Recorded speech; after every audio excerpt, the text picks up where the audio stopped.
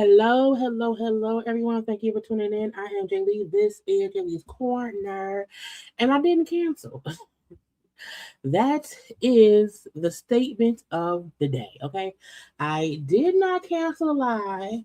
I put on a thumbnail, and here we are together today. Okay, I had to give me a shirt because I was like, I didn't want to put on my little shirt I had on at work today because it's a hoodie, and I feel like it's a bit warm. Okay, but I hope everybody had a great, let's say Tuesday.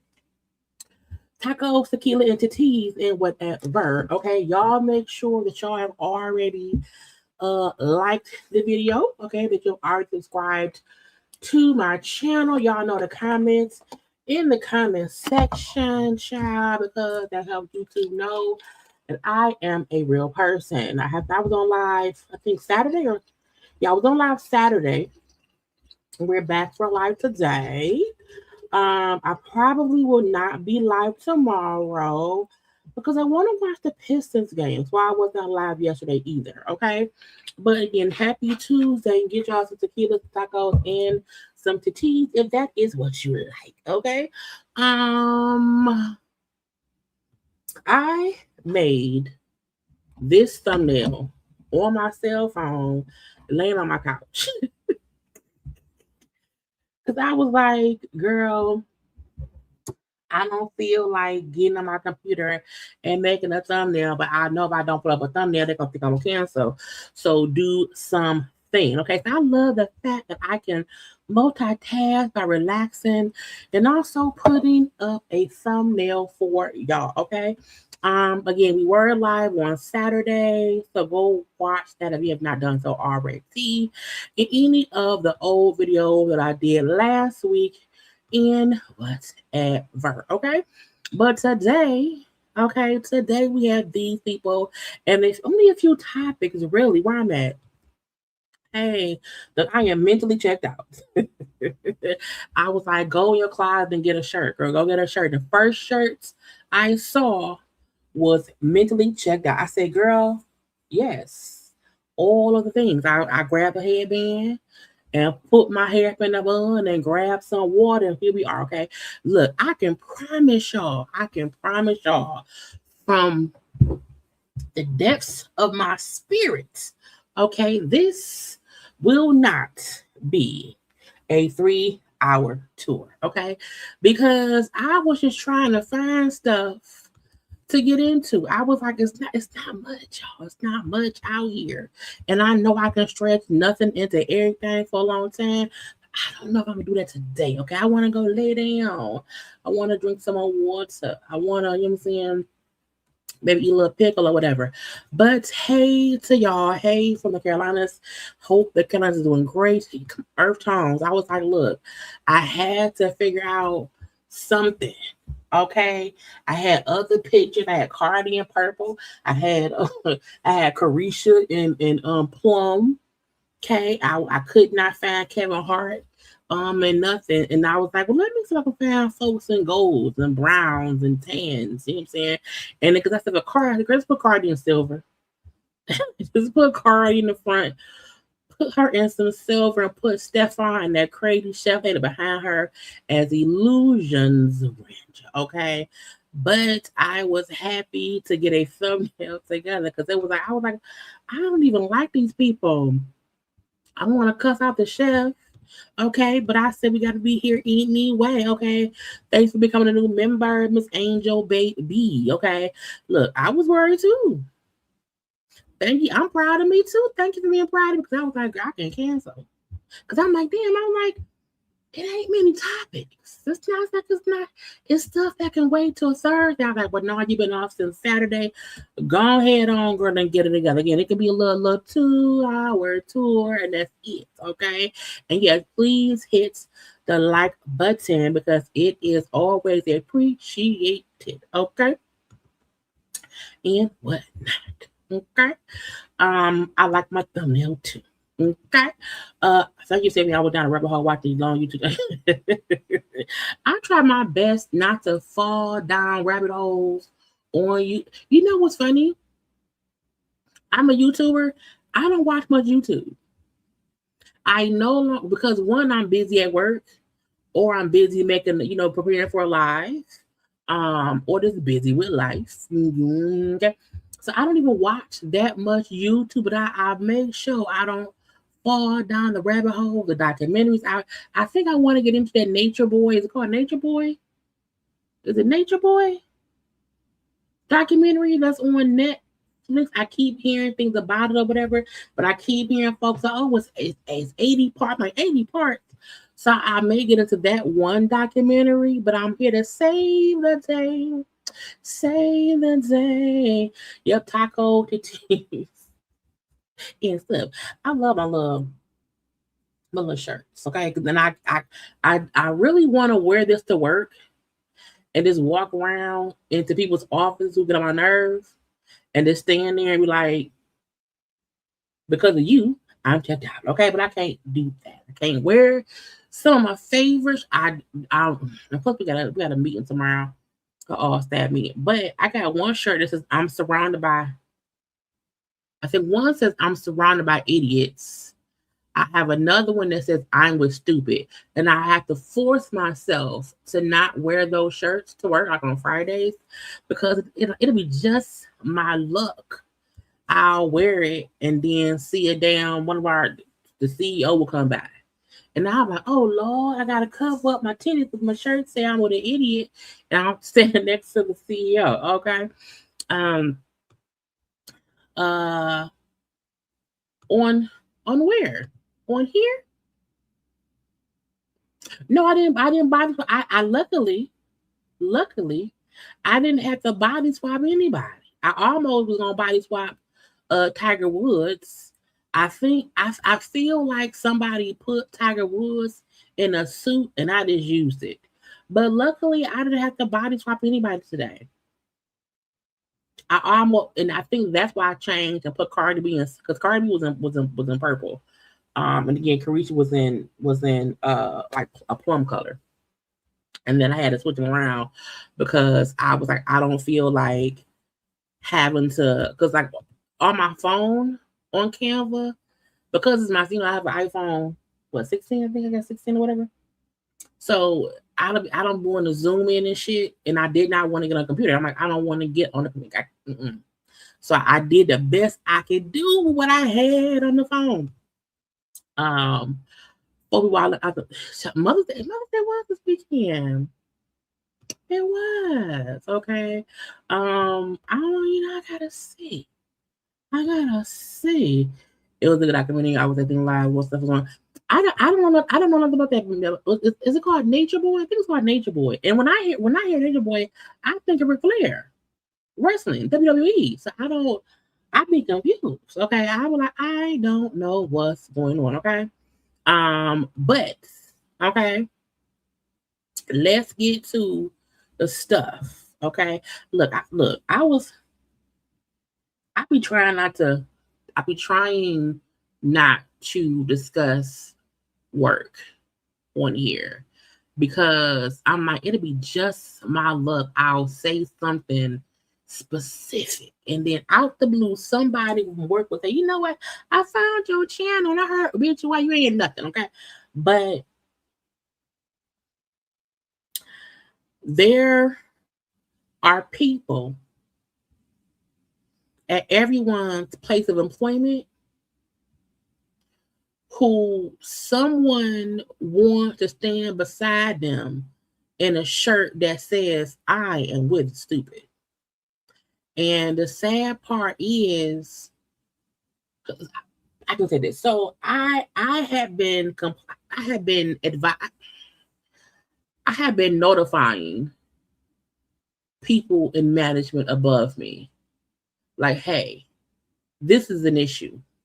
Hey, this right here, this needs to be addressed. Okay, someone address this thing right here, address it. And oh, it's okay, it's fine, blah, blah, blah, blah, blah. And I said, cool. And then we have a thing, I don't know if y'all have this, we have a thing called a time study, which you will have somebody do, and they have to track what they do from the time they get in to the time they leave. Okay. And when I showed a time study to management, it was like, what the fuck? And I was like,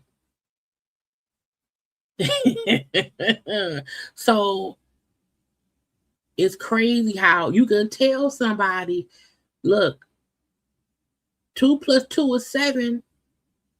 They're telling me the 2 plus 2 is 7. Okay, they're telling me the 2 plus 2 is 7. And even though they hear you saying it's a problem, they can't see it's a problem because, wait, is it 7? Well, let's correct them and blah, blah, blah, blah, blah. But if you put a piece of paper in front of them and the person's handwriting, and in the handwriting it says 2 plus 2 equals taco. Bitch, what? And then things are happening. So that's what I be had. Also on Hulu, I'm gonna watch it either way. Guys, I thought it was on Netflix. Either way, I'm gonna watch it. I'm gonna watch it because I want to see what's about. And I may, have to cuss somebody out and then review it and whatnot. But yeah, at work, it's just, it's incompetence. But sometimes it takes you having a show, because I'm like, bitch, I have been saying verbatim. I have been telling y'all. My thing is this. A position can absolutely be needed, warranted, and we need somebody in that role and blah, blah, blah, blah, blah. However, if you put a person in a position and they ain't doing the right thing, the position is wasted. You know what I'm saying? And sometimes you have to show a person, hey, look, 2 plus 2 is not 73. And let me show you, when I asked them what 2 plus 2 is and what they've been doing off the day, this is what it is. So sometimes when I tell y'all I get off work and I be mentally drained and cannot do a live because somebody for a while had been telling me that 2 plus 2 is 37, and I was having to allow them to think it was 37. Until recently. Anyway, y'all, let's me get to sharing my screen. Now, first of all, I didn't even put nothing in order, child. I was just around here, lollygagging, okay, making a thumbnail, not putting nothing in no kind of order. So y'all bear with me as we gonna probably be popping up and down and around in my saved things, but I have things saved. Okay, that is a great thing. It was a short work rant. I try to keep those real short and sweet so that can't nobody ever say that she was on the internet talking cash shit about us. No, I wasn't. And the only people who would know exactly what I mean would never watch me. Anyway, let me share my screen and get around here. And if you are watching live, thank you. Okay, and if you are watching a replay, thank you too. Where are we? Blah blah blah blah. Why was I just humming a damn Sesame Street theme song? Probably because let me stop. Anyway, Jesus be offense. Now, it was a lot of weird shit going on. Where I want to start though, because I want to start with stuff that's like not.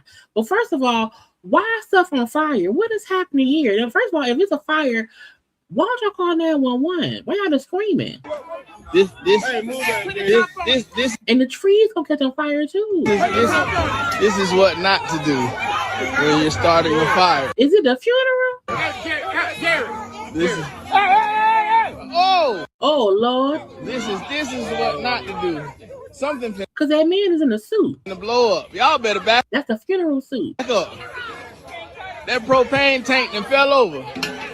That propane ain't like no water. It's finna blow up. Y'all, it done fell over in the fire.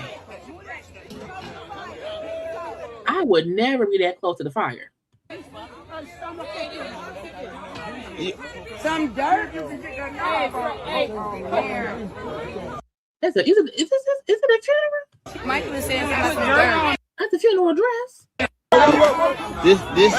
If there is ever a fire, I need everybody to stop, get out the way. What's it called? Is it tuck? Duck and roll? Did I make that up? I just feel like I don't know why everybody's watching and recording and no one is saying, call the fire department. We need water. We need sand because you can't put water on a grease fire. But I feel like on the outside, maybe toss some water or move it out the bushes because is it in California? It could be a forest fire. Oh, stop. What did I say? It stopped driving. I said tuck, duck, and roll. Where the fuck did that from? Not tuck. Why would I say tuck and duck? Now, why would I say that? Stop, drop, and roll. Lord, you can tell I ain't no damn firefighter. But I need people to not stand around watching the fire, okay? Because if it was to blow up, y'all all dead. Dead and burnt up. Okay, me, mom, papa, and them is out there on some bull of the shits and whatnot. Okay, now crazy people is on the loose. Okay, a Boston man shot and arrested by state trooper after reportedly firing 60 shots into oncoming traffic, entering 2 men in separate cars. I said, what is wrong with you? These videos of Brown were taken on Memorial Drive. He's seen walking down in the middle of the street, terrorizing drivers, waving and shooting a long gun. Witnesses say he shot at cars and in the air before I-Team sources say a state trooper shot him and he was taken into custody. Well, Lisa and David, we're learning his name, and his name is Tyler Brown. He's a 40. His name was crazy. 6-year-old man from Boston who I-Team sources say was shot by a state trooper, and he's no stranger to law enforcement. In fact, in 2020, he was charged with attempting to kill Boston police officers. Why get in jail? This is a photo of Tyler Brown from an officer safety bulletin that went out this morning in Boston. At about 12:30, Boston police officers attempted to do a well-being check at his home in Dorchester after his parole officer reported that he made suicidal statements. He was also allegedly seen on FaceTime with an assault rifle and said he would use it. The bulletin also mentioned his phone was pinging in Cambridge. Shortly after the bulletin went out, these videos of Brown were taken on Memorial Drive. He's seen walking down in the middle of the street, terrorizing drivers, waving and shooting a long gun. Now, in my opinion, if I'm driving down the street, right, and I see somebody with a gun waving a fofo all in the air, whatever, if I run their ass over, would I be arrested for like attempted murder?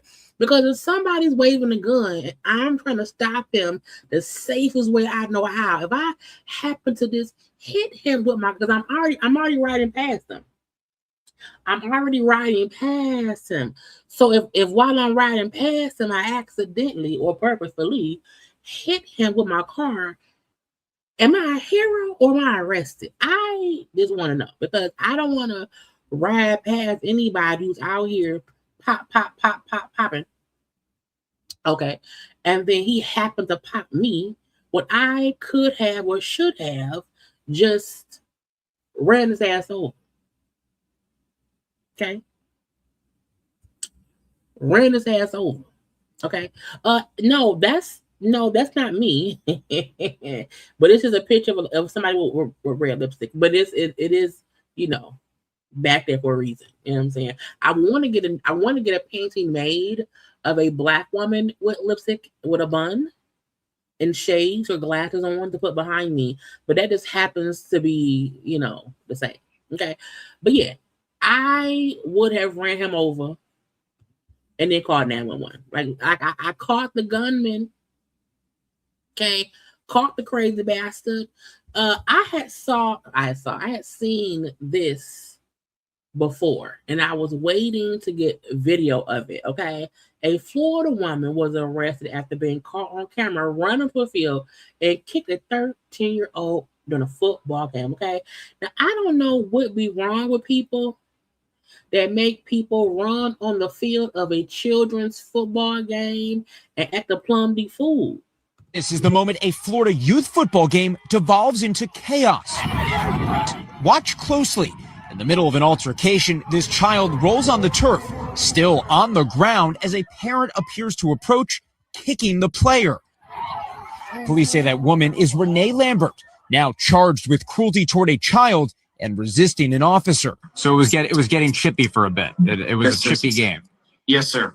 Curtis Jones says he was filming the physical game between 13 and 14-year-olds when that scuffle broke out Saturday in Fort Myers. What made things finally boil over? I think two players just got one at it, and players going to defend their own teammates. According to a police report, it wasn't just players rushing in.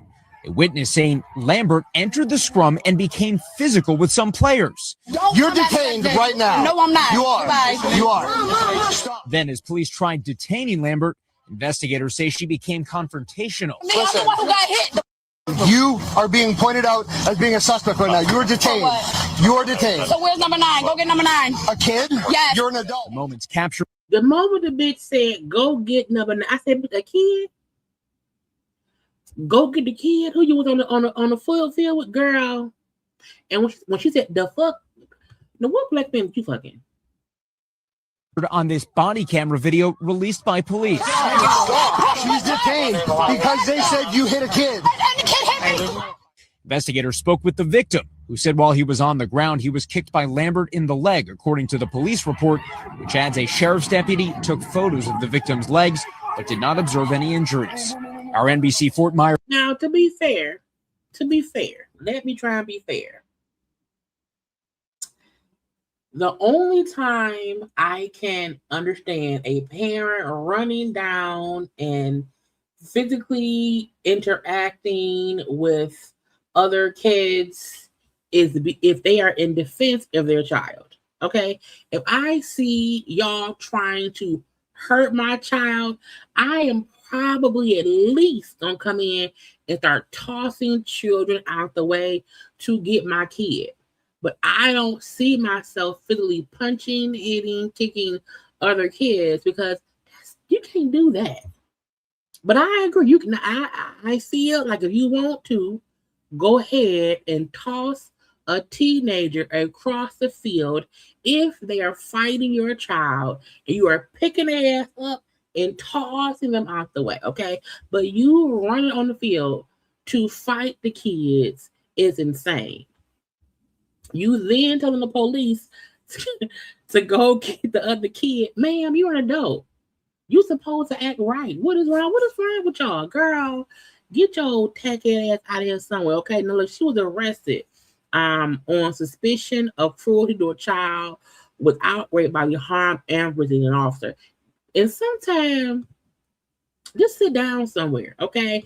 Let the coaches handle it, okay? Sometimes as parents, we don't have to immediately rush in, or if you do, you can't rush in and start swinging and kicking.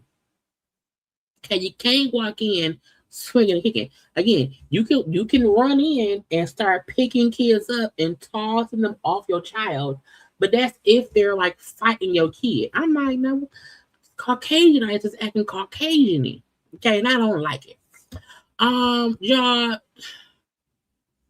the people with that virus is out. Okay, they have let the people off the plane who was on that cruise ship. 17 Americans who were on the cruise ship of the Hunter virus outbreak and whatever.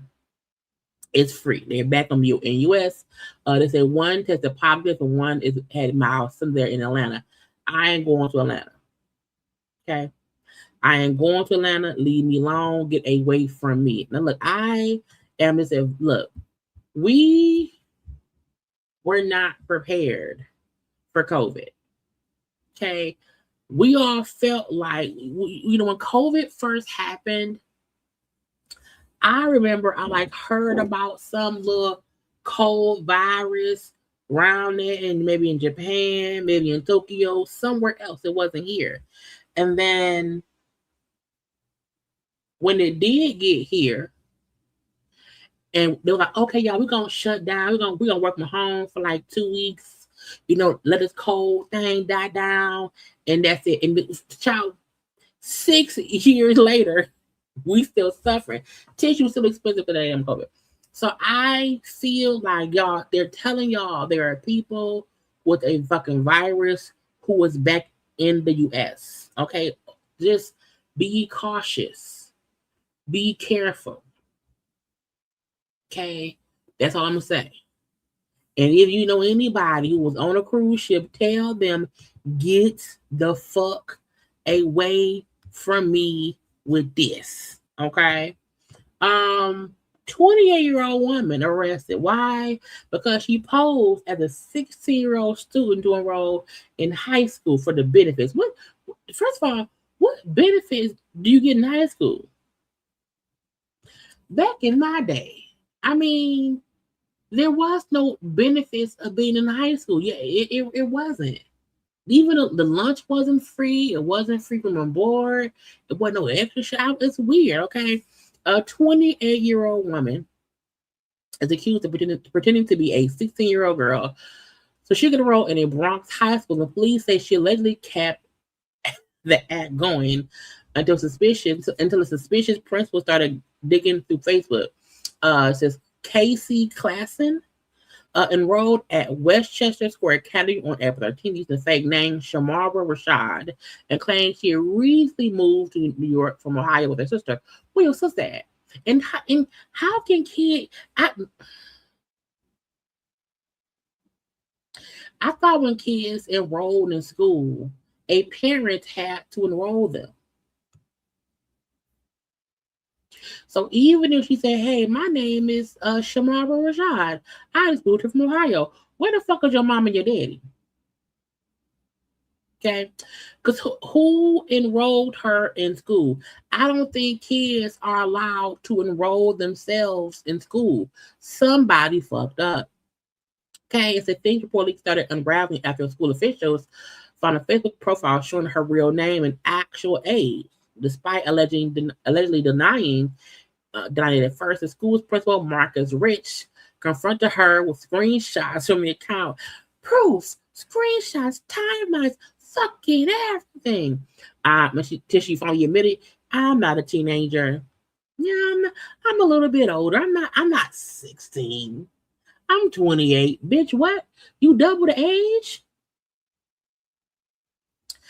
She later confessed she faked her identity because a friend pressured her to do it, but she could allegedly receive her. Girl, hold on. She confessed she faked her identity because a friend pressured her to do it so she could get more public assistance benefits. Now, how the fuck? But how?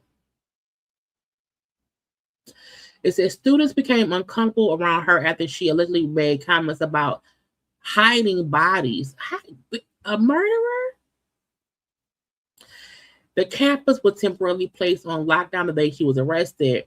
A photo showed classmen being escorted out of school in what appeared to be a student uniform while officers walked her out. She's been charged with criminal impersonation and trespassing. But I'm still wondering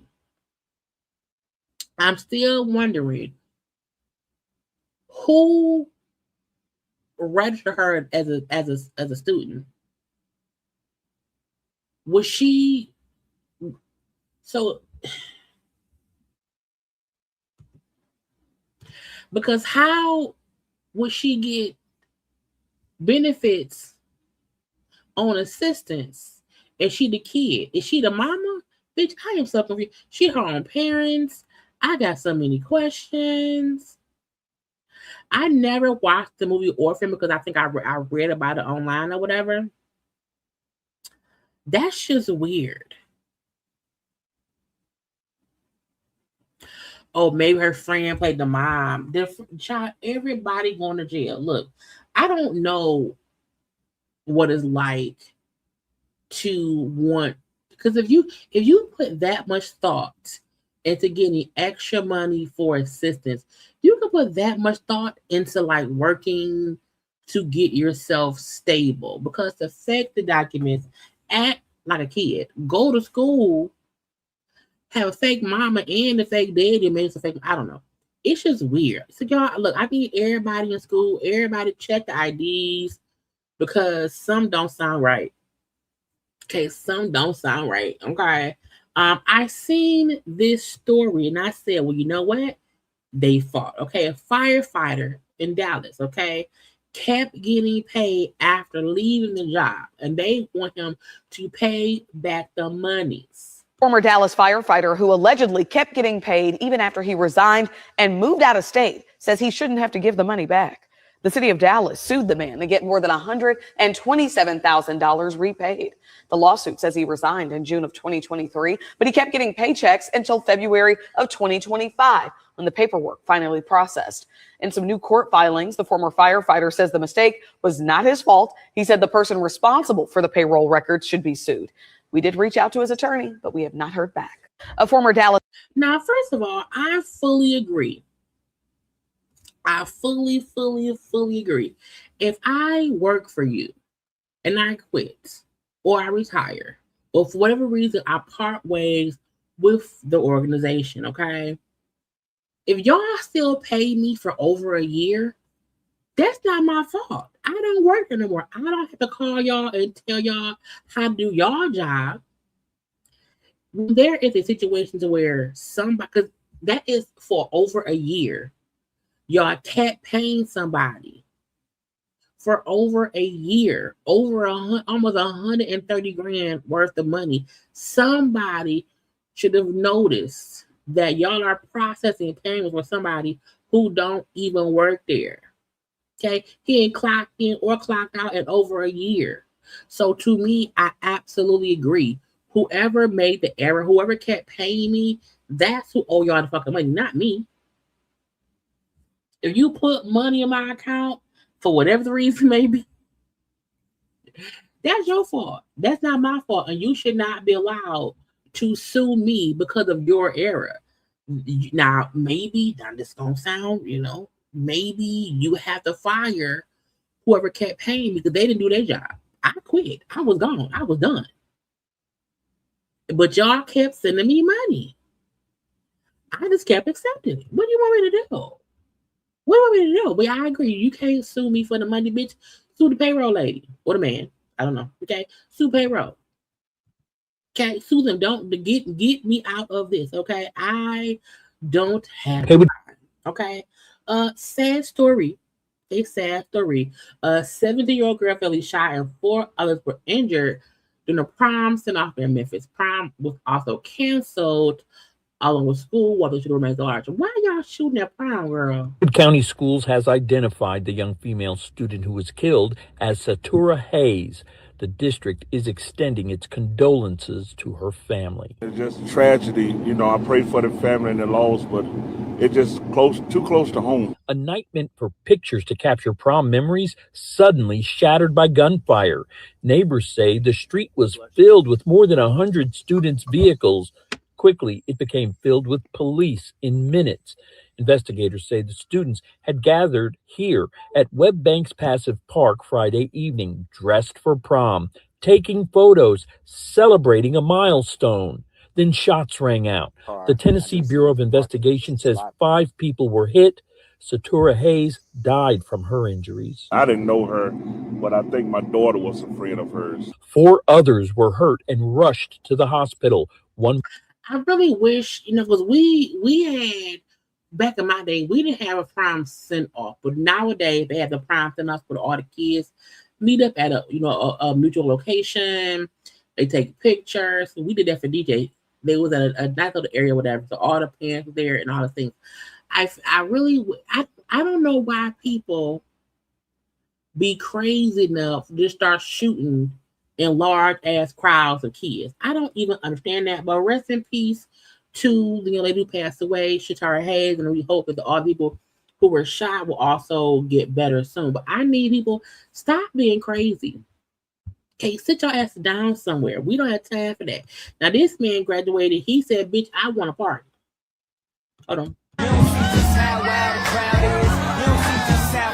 Not tossing the monies. Now, some folks felt like, oh, that's cool. Some folks felt like, oh, that's inappropriate, that's wrong, and whatnot. Now, I don't know either way it go. Okay.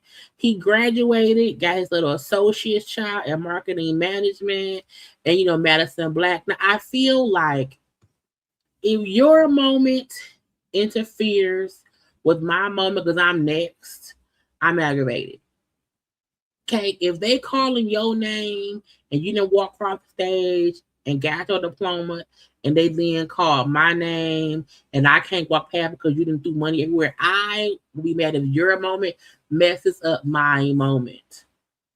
That's the only reason I will be aggravated. Also, the money you threw, now is it real money? Can I keep it? Who gonna pick it up? Is the floor now slippery? Is the floor now messy?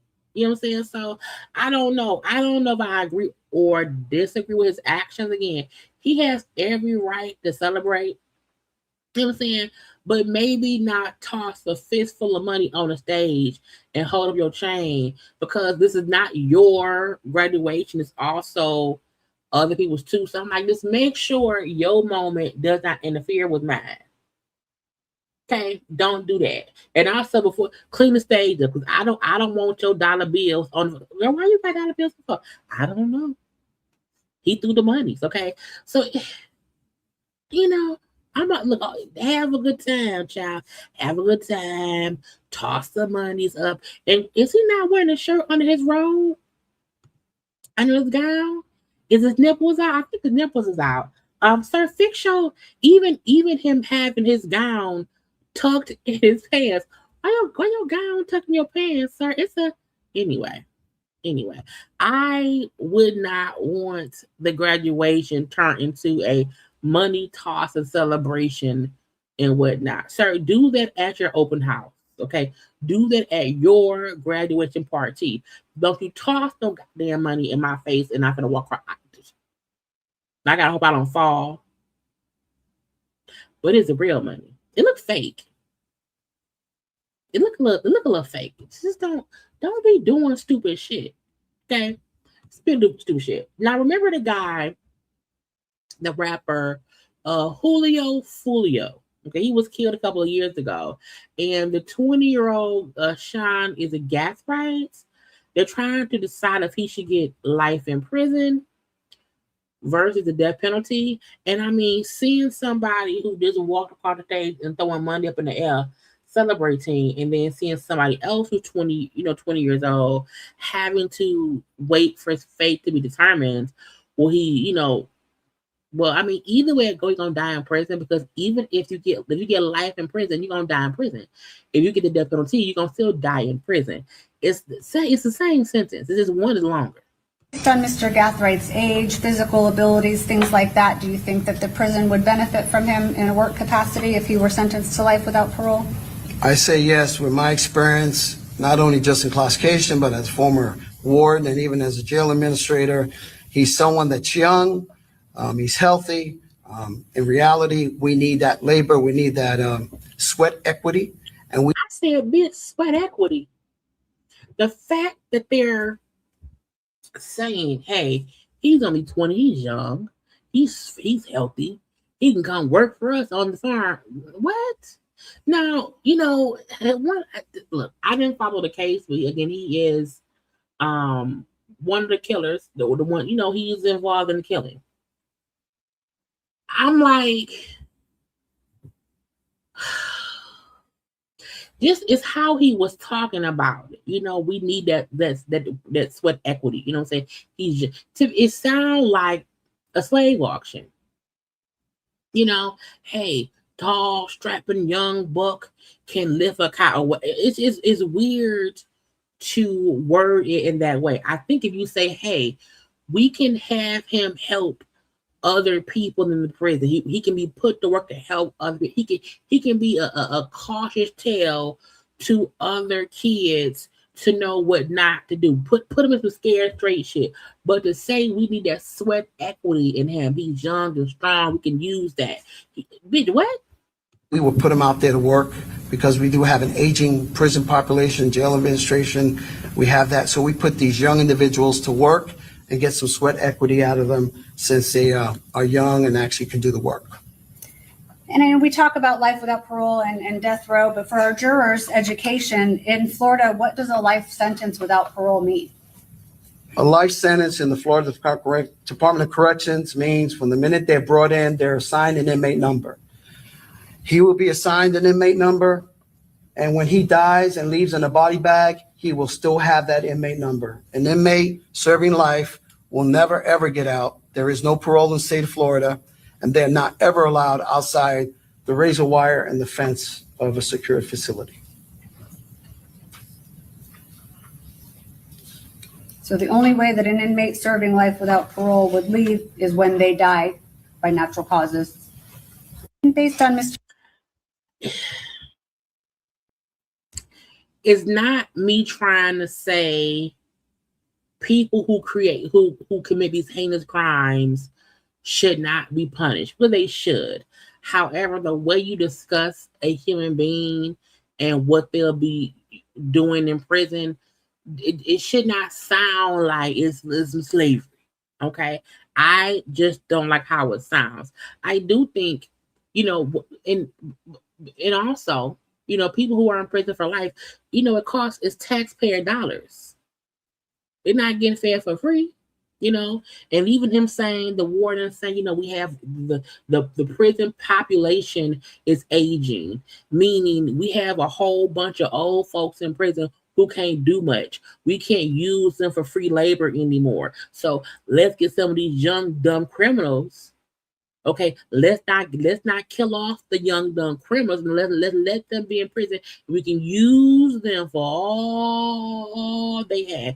Only 20, yeah, that's a good 60 years of free, of free work that we, bitch, what?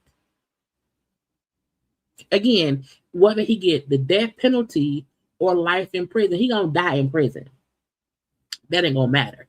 But my thing is, they should find better ways to discuss what somebody who served life in prison goes through and is having to do. Because we know anyone who gets if somebody who was 60 gets life in prison, they in prison for life. But to discuss, oh, he's young and strong, we can use him, that's weird to me. Again, he killed somebody, he deserved to go to prison. Period. But let's not also speak about him in that kind of way. Even if this is someone who hurt my family member, I'm happy they're going to prison. I'm happy they're going to be in prison.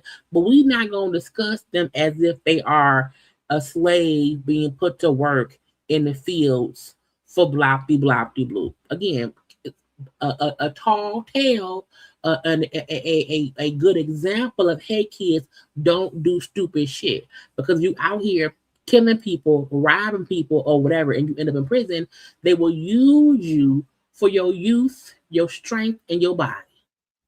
Okay, you'll be up in that prison like a goddamn prisoner and a slave, having to work for the man. So how about you don't be dumb like him, okay, and do some dumbass shit and kill somebody and go to jail for life, and you're now in servitude for life. But I did not like the wording, the conversation. That did not make me feel good. I didn't like it at all. The funeral for the 8 children who were killed in Shreveport, Louisiana, they had a group funeral for all 8 children. And at first, I was like, would I want to have a joint funeral like that? And then I thought about it. I was like, nobody wants to attend 8 separate funerals for kids in the same family who left this world at the same time. And I was like, I then thought, I'm like, okay, the reason they're having, one funeral for all 8 kids is really so that the whole family can grieve together on one day, versus having 8 separate days and 8 separate funerals and 8, and it's still a horrible situation. It was, the 7 siblings, and then the one cousin who was killed by the 5 of the 7 kids. The funeral was at the Summer Grove Baptist Church over Wednesday weekend. Again, I couldn't imagine. Okay, could not imagine. But I am appreciative to know that at least this family can start the healing process, and I don't even know how that can even happen when it was such a huge tragedy for that family. But I am happy that all 8 kids have been, put to rest, and they can now start trying to move forward. Because the guy who did it he's dead. So may he rot in hell. Okay. May he rot in hell forever and ever and ever. And I hope, when he's in hell, I hope he got the hottest of hell. Okay. I hope hell is hot times 13. I just hope all the bad things happen to me. Like, I don't know what other bad things happen in hell, but I whatever do happen in hell, I want him to get it tenfold. Okay. Crazy parents. Again, the reason I go over these harsh stories, because you have to acknowledge horrible parents so that we know everybody don't deserve to be parents. Some folk don't deserve to have sex that lead to children because they do dumbass shit like this. A parent was arrested for neglect because their 1-year-old child was found dead in the crib. Why? Because the father did not feed the baby or change the diaper, and the mama allegedly gave the baby a Fireball whiskey to make the baby pet. Now I said, Child is dead. The parents now charged, accused of giving the child whiskey to knock them out. Crews responded to a home near 63rd and Carmen in Milwaukee February 22nd. When they got there, the child was not breathing. Tonight, the child's parents, Kevin McCall and Christina Davis, are charged with chronic neglect. In the criminal complaint, prosecutors say Davis wanted to make the child pass out with medicine in their bottle, and a witness identified that so-called medicine as Fireball whiskey. The complaint says McCall admitted to leaving the baby and a 6-year-old sibling home alone at least 25 times in a 6 to 7 month period. Both parents are in the Milwaukee County Jail tonight on $10,000 bond each. 1-year-old child. Now, the bond is too low. You know, their bond is 10 grand each. They should both be $100 million. Okay, it's the weirdest thing that they want to force people to be parents. They want to force people. You can't have an abortion, child stuff. It's just too much. But I just feel like, you know, back in the day, grandparents will put a little bit of liquor on the baby's gums, okay? If the baby was teething, you know, it soothes the gums, okay? Sometimes they will put a little bit, a little shot, half a shot in the baby bottle, and it would, you know, make the baby a little bit sleepy, okay? But I feel like back in the day, grandparents had common sense to not overdo shit, and I feel like people who hear stories about what people used to do back in the day, your granddaddy would put a little gin in the bottle, and they think, oh, I'm supposed to put a half bottle of liquor in my baby's bottle to knock my child out so I don't have to be a parent. And bitch, that ain't what you're supposed to do. And look at you in jail. Again, 23-year-old Christina Davis, 20-year-old Kevin McCall. I'm like, why the fuck? But it also means everybody is not supposed to be a parent. People, you know, so there's a difference. You have people who have kids and they try to be good parents. They fuck up a little bit. They try to be good parents, but you know, no one is really taught how to be a parent. It's all trial and error. However, you have people who have no fucking business being a parent. They have no business being in charge of a child. And there sometimes do need to be like a babysitter for the fucking parent the first 5 years of their life. Okay, when you become a first-time parent, because some people need help, because if a 1-year-old child died from like consistent neglect, and then the end of the situation is the dumbass parents get a Fireball whiskey.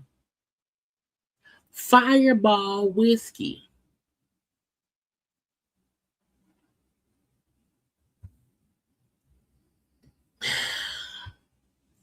It say Davis, the mama, told police she and McCall, the damn daddy, woke up at 9:30 a.m. that morning, made sure the children were asleep, and left the house together to get Popeyes. First of all, who the fuck eat Popeyes at 9:30 in the morning? Okay, who the fuck is eating Popeyes chicken at 9:30? Is they even open at 9:30? Because I don't think, does Popeyes have breakfast food, bitch? Who's eating fried chicken and red beans and rice and thick-ass biscuits at 9:30 in the morning? So you wanted the Popeyes and gonna leave the kids at the house asleep. Okay, then they came back. Davis, the mama, left for work. Okay, the daddy, McCall, stayed behind.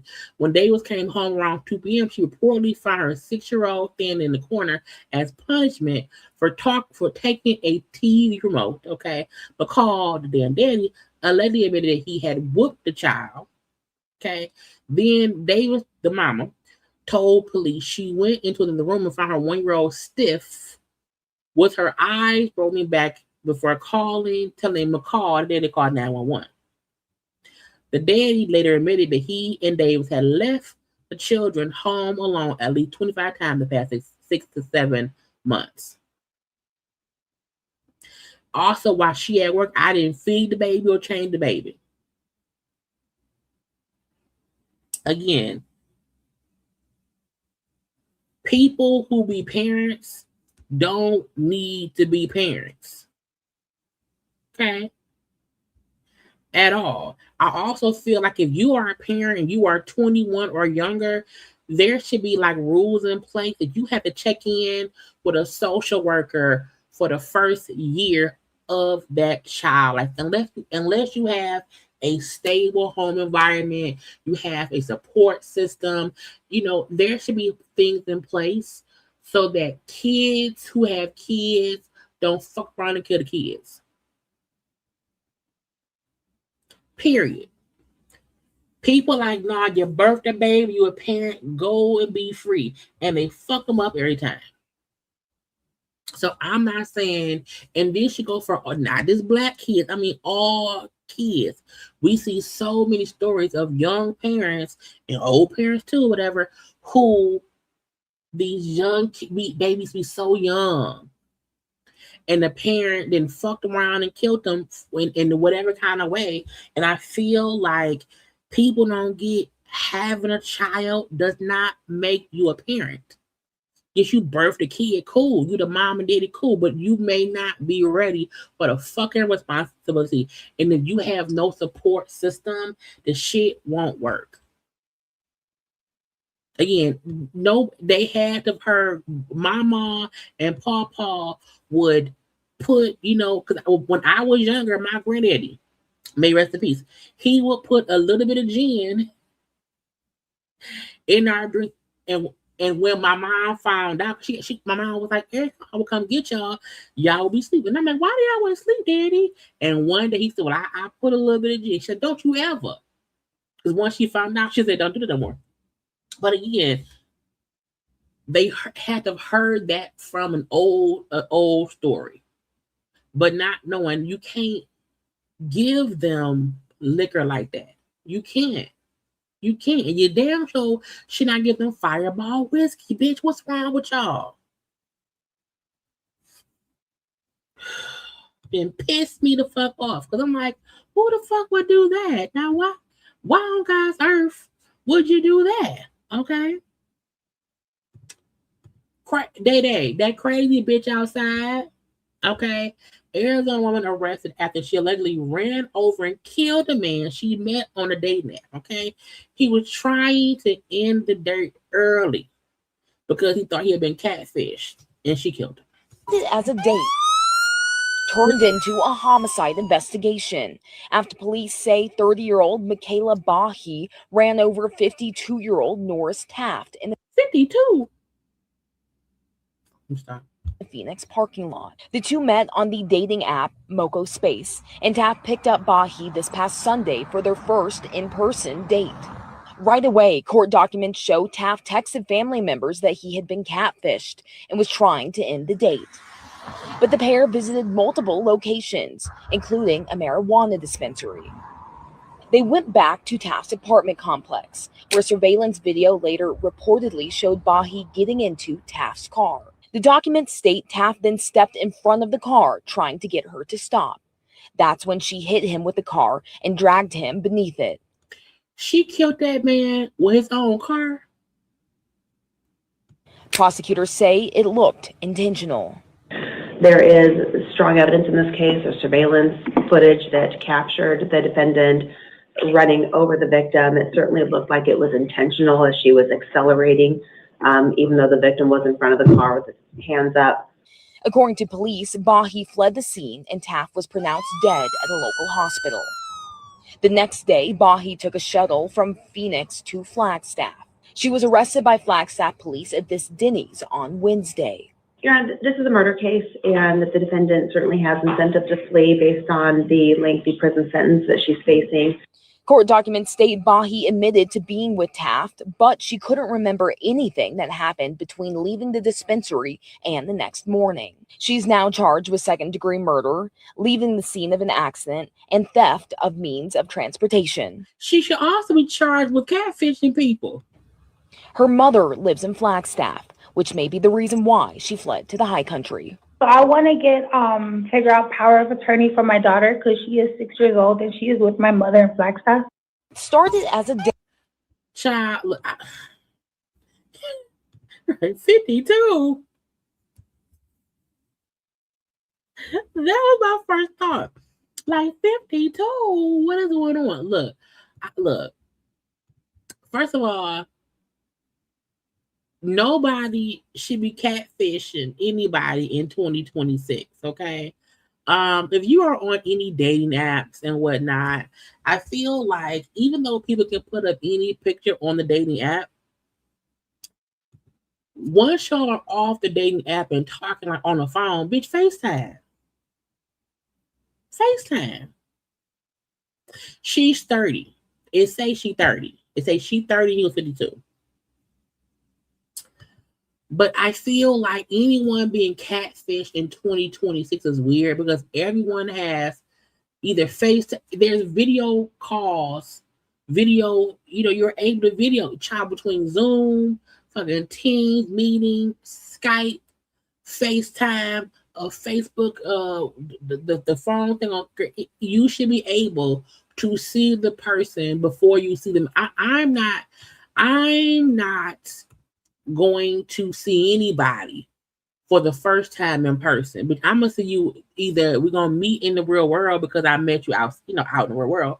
But if I was to meet somebody on the app, we're gonna FaceTime before I meet you anywhere in public. So the fact that he alleged that she catfished him, because then he's 52. If he's 52, he may not even realize, how to vet somebody on a dating app. He may think, I gotta go meet her in person, and whatnot. But again, the fact that he tried to end the date, and then she basically stole that man's car and ran over with his car and killed him is fucking insane. Okay, it's fucking insane. Now again, they went back to his apartment. Okay, they went back to the park because again, that it happened in the parking lot of his apartment. Okay, and girl, look, also, may he rest in people. You can't be getting catfish and then fucking people, because if I meet somebody on the app and then we meet in person and you're not who you said you were, I'm not going anywhere with you. If you want a taxi here or Uber here, catch one back. We ain't going to the weed store. We're not going to the restaurants. Okay, we're gonna meet here, we'll talk here, and that's it. Okay, but again, lock her ass up. Now, is she gonna try to say I was high off the edibles and I don't know what happened? Child, stole the whole goddamn thing. Okay, I feel like that's all my random ass stories. Y'all take a little minute, y'all. Take a little minute. Okay, like the video and come right back.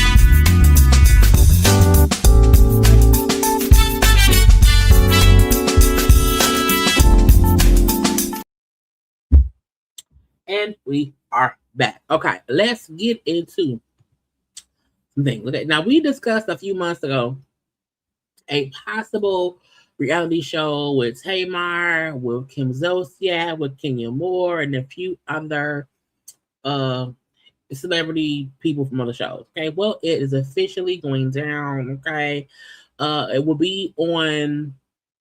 What is it? Let's see. It's gonna be on Amazon Prime. Okay, it's gonna be called Reality Retreat. I'm like, a retreat from what?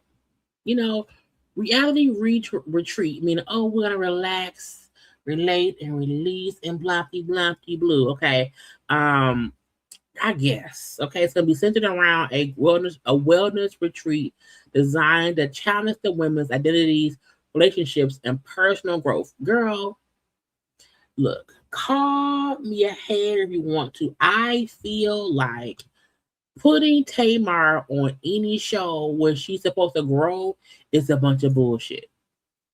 Okay, I just feel like let's stop acting like Tamar Ernestine Braxton is ever trying to grow and mature. Okay, Tamar has been on every reality show that she wants to be on, and every season, every year, I'm a changed person. I am better. I have. Okay. So Kenya, Kim, Tamar, also from Jersey Housewife, Margaret Josephs, Selling Sunset, Christina Quinn, Vanderpump Rules, and the Valley star Brittany Cartwright. She was married to Jax.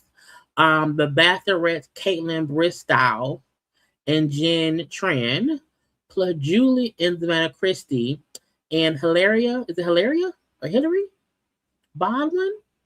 And the show will come out sometime next year.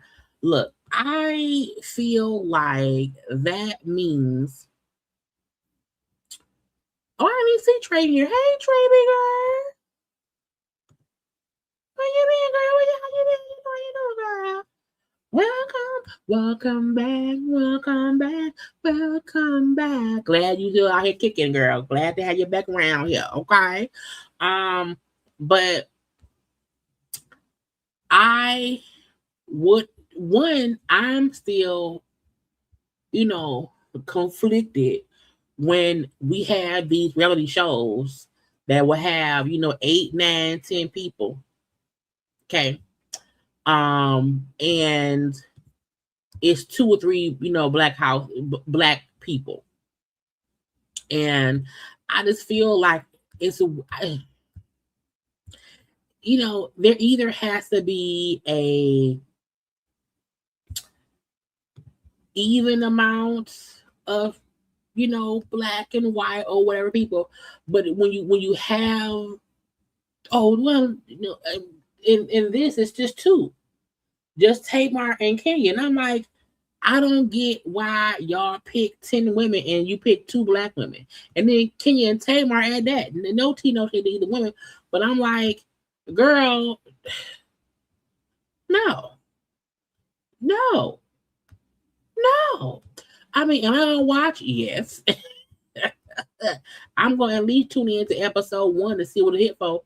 But a part of me really wish that Kenya, because to me this is a little, rock for Kenya. It's like somebody threw her a little bone and she grabbed it, and we know because she is in it with that lawsuit with Bravo, with Britt Edie suing Bravo, whatever. Her Kenya's options may be limited. Okay, so you got to get a check. We can get a check, but I'm like, I just never know how authentically entertaining these shows can be when I feel like they pick 2 token black people to be among the white people. And I know some folks say, well, it's always about race. Because if you don't see it, you don't know the real. Okay?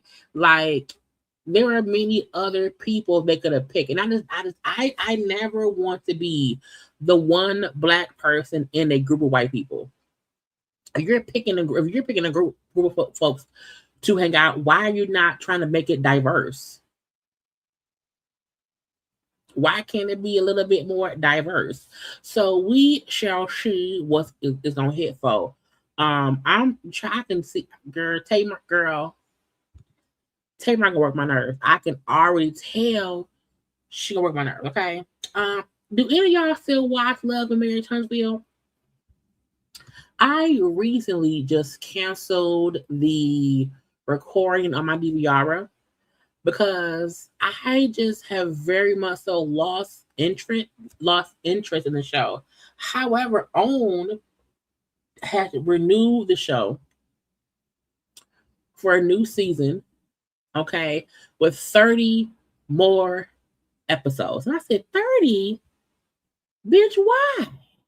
Now, I'm not trying to hate on no one getting their money, get paid, y'all need to get paid.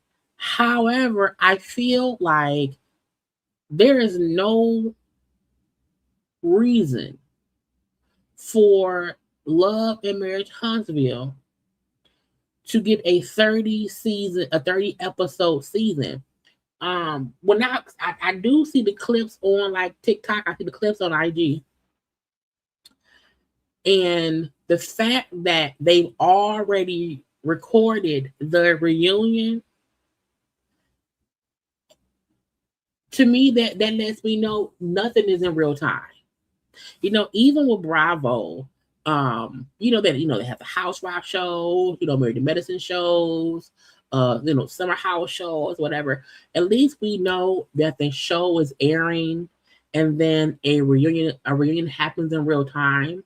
And a piece of me feels like Carlos King having a series that they record a whole season and a reunion before anything airs. So in hindsight, people don't, and my people, I mean the cast, they don't even have the time to react to what's being said because they ain't watched the shit yet. They ain't watched it yet. So I just don't like, I don't watch OWN at all anymore. I didn't watch that new Bill Collector show. OWN only has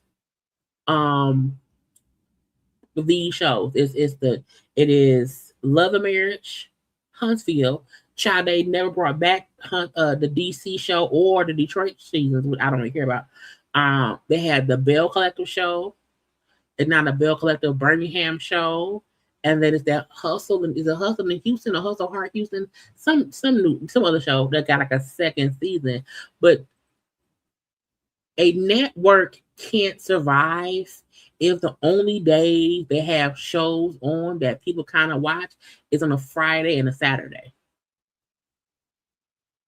It's so weird to me that OWN has not realized people want things other than Carlos King shows. And I said 30 episodes for what? For what? But it's there, bitch. I ain't got okay. I don't really care. It's weird.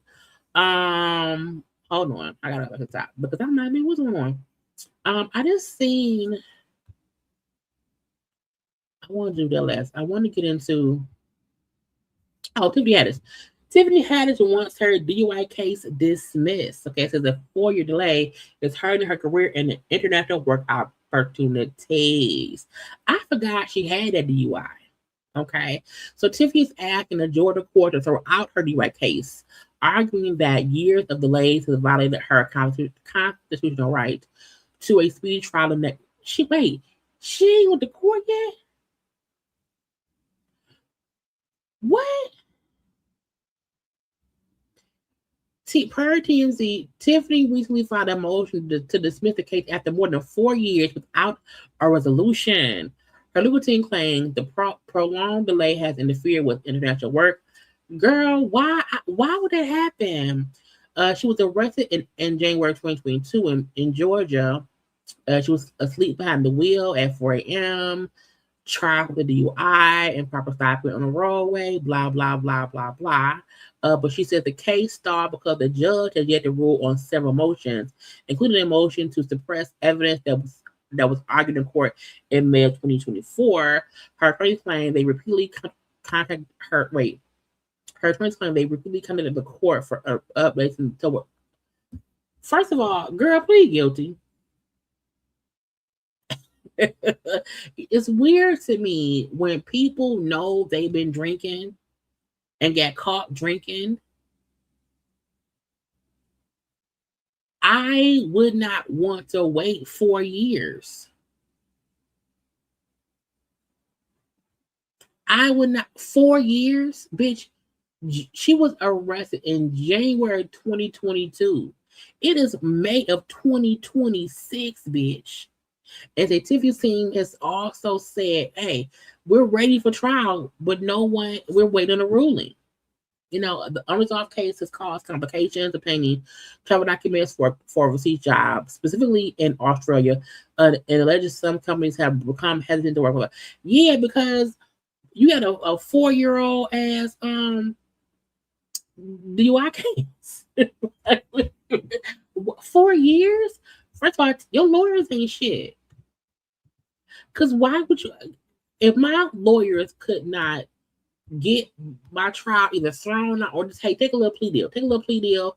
Do a little 1 year probation or whatever. Don't drink no more and then move on. But I would be pissed if my lawyers could not handle a DUI case from 4 years ago.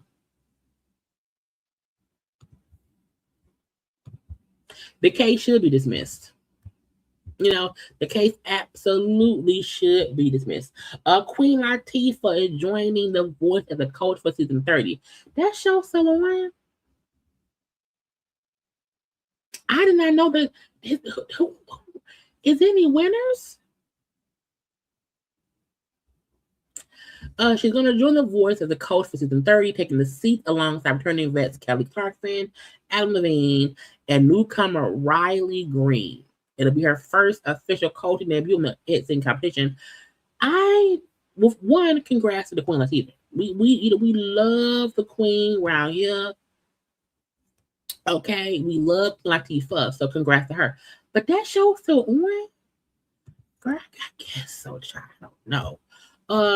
Tiger Woods. Okay, Tiger Woods have been fighting, trying to prevent the prosecution from, subpoenaing his subpoena for his prescription drug records in the DUI case. If you were arrested, if you were charged, if you were involved in a DUI, and they assume you were under the influence of something, they're going to get your drug records.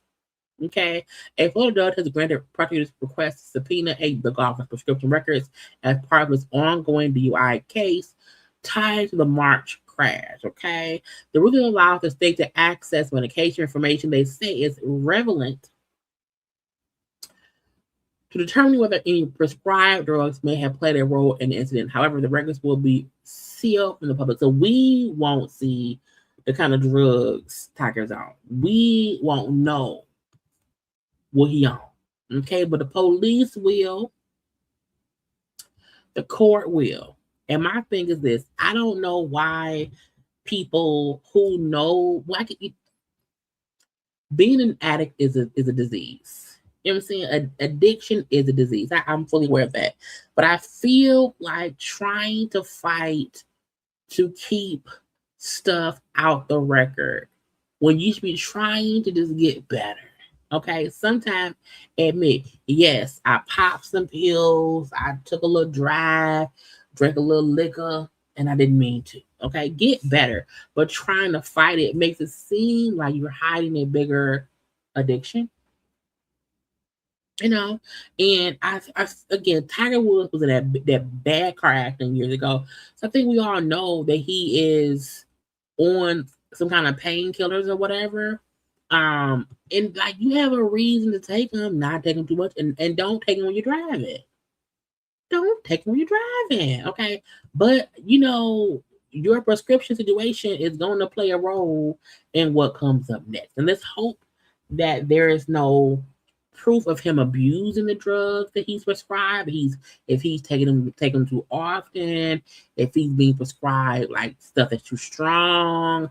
Either way it goes, his prescription drama is going to hit the courts, and I can't wait to see what happens because, girl, Jesus fix it. Okay, the man who had not acknowledged he absolutely broke into that car and stole Beyonce's music. He was trying to go to court and said, "It was Beyonce.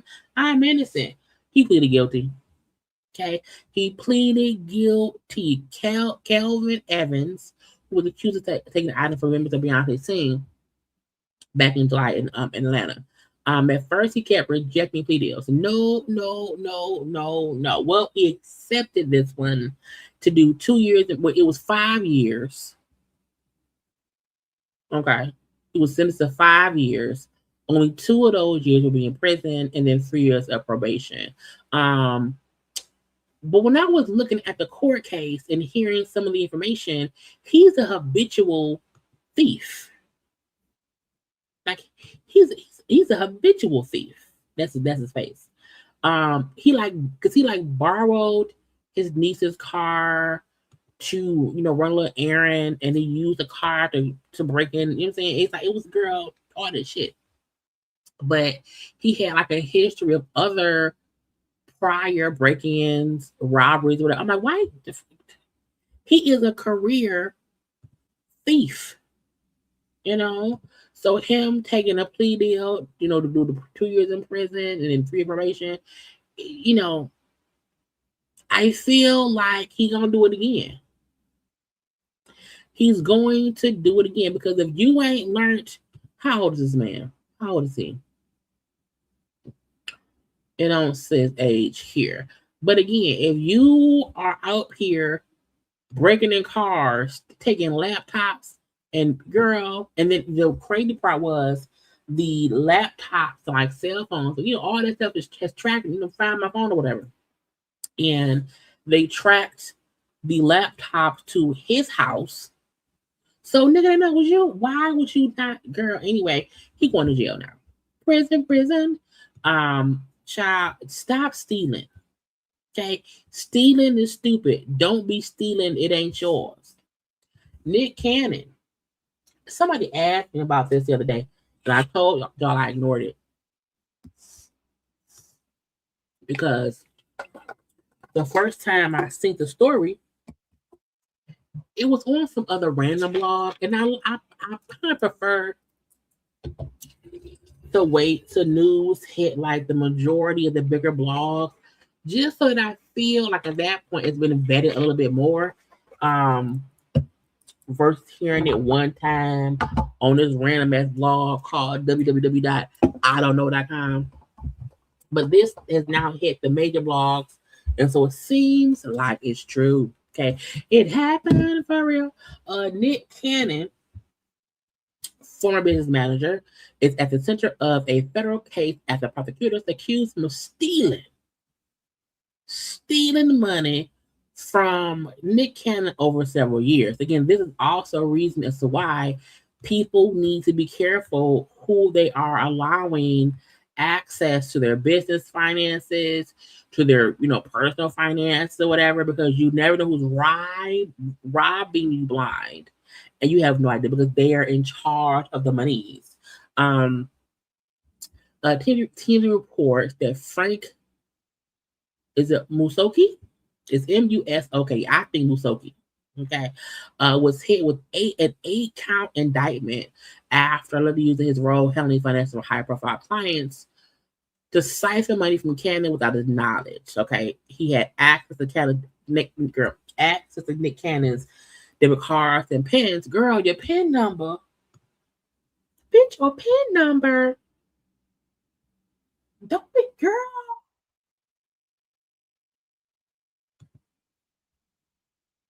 Had access to Nick's debit cards and PIN numbers and used access between late 2019 and mid 2023 to fund a lavish lifestyle. And also the fact that Nick never noticed.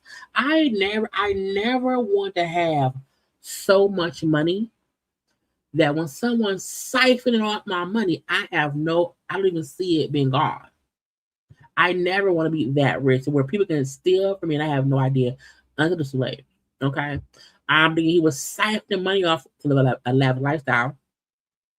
He withdrew nearly 1.7 million for ATMs, spent over 165K on Amazon purchases, dropped nearly 192,000 on personal travel, and racked up additional expenses exceeding 160K. In total, it was over 2 mil he embezzled. The fact that you are so busy, so wealthy, so preoccupied that somebody was able to siphon $2 million off of you is insane. And it also means that he probably did it to other people too. The scheme was discovered in 2023, leading to his firing from the Beverly Hills firm he worked. They also say he failed to report more than 1.7 on his girl. He did not report the money on his taxes. You can't report stolen money because then they'll know you stole it. But yeah, he also failed to report more than 1.7 million in stolen funds on his taxes resulting in additional charges. He's now facing multiple counts of wire fraud and tax evasion. He has fled to, they think, Uganda. Okay. Look,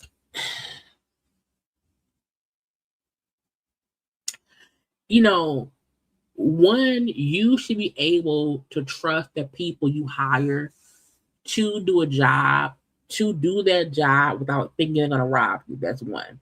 However, there also need to be checks and balances. Even if there's someone in charge of handling finances, meaning if this person pays all my bills, if this person, pays the light bill, the mortgage, whatever bill you have, there should still be a monthly meeting and no amount of money can be withdrawn, can be transferred, can be siphoned without you personally approving it. You should never give anybody your PIN numbers. You should never give anyone easy access to your money to pay things for you because you're too busy, lazy, or preoccupied to care. And you have, again, Nick has 12 kids, 6 moms of the kids. And I think, does he have lupus? He's a busy person. However, you should never ever give anyone, that much access to you. Because again, even though $2 million over 4 years, maybe that's like $500,000 a year. You know what I'm saying? But again, you should notice that. When the fact that they said, 192K on personal travel, like, bitch, how? Like, if I see my car being used, bitch, at Delta, but I ain't flew nowhere, I'm concerned. Any purchase should have to be approved by you. But then you hire people who go over this stuff. You try to trust, hey, the firm I hired handled my finances, and so they got to handle. But they the ones stealing from you. Okay, they say stuff like, if you hire a maid who comes to clean your house, they may steal because they clean it up, so they know what you don't notice. So, do I feel bad for Nick? I mean, I guess kind of, sort of, but again, pay attention. Pay attention. There's a lot of funding. This siphoning out, the money, and you ain't for 4 years. The fact he got 1.7 out the goddamn ATM, that's insane. 1 point, child, bitch, I would never. My mama don't. Well, no, my mama do my pen. It's my mom. My mom on my pen. But my mom. Okay. I just need folks to stop being dumb. Brandy and Monica, because they're on. You know, I had to add that one on the thumbnail because I didn't want the thumbnail to be a little bland. I'm like, let's add Brandy and Monica on there too. Okay. They were in St. Louis. I love the fact that Brandy and Monica have this new friendship, this new sisterhood, as grown adult women. Because I think we don't even realize we don't really know Brandy. You know, Brandy has never really been out and about. You know what I'm saying? And seeing that's Brandy and her daughter Sarah, and then also Monica, her daughter, Layla. But when Brandy posted her post, and she said, "What a beautiful time Monica and I had in St. Lucia. This beautiful experience truly touched my heart. Performing, connecting, and sharing what I absolutely love reminded me of why I do this. There's a fire inside of me right now that feels bigger than fear, bigger than doubt, and I'm embracing every second of it. And I feel like nobody probably ever realized before. Brandy, as talented as she is, I love Brandy. I'm a huge Brandy music fan lover. But I do realize Brandy probably has suffered from fear and doubt because just at the time of the 90s and the 2000s and how things are different now. And she really, like, once like Moesha ended and like she wasn't really in movies that much, we didn't see her much. You know, it was a lot of Scandal Child, however.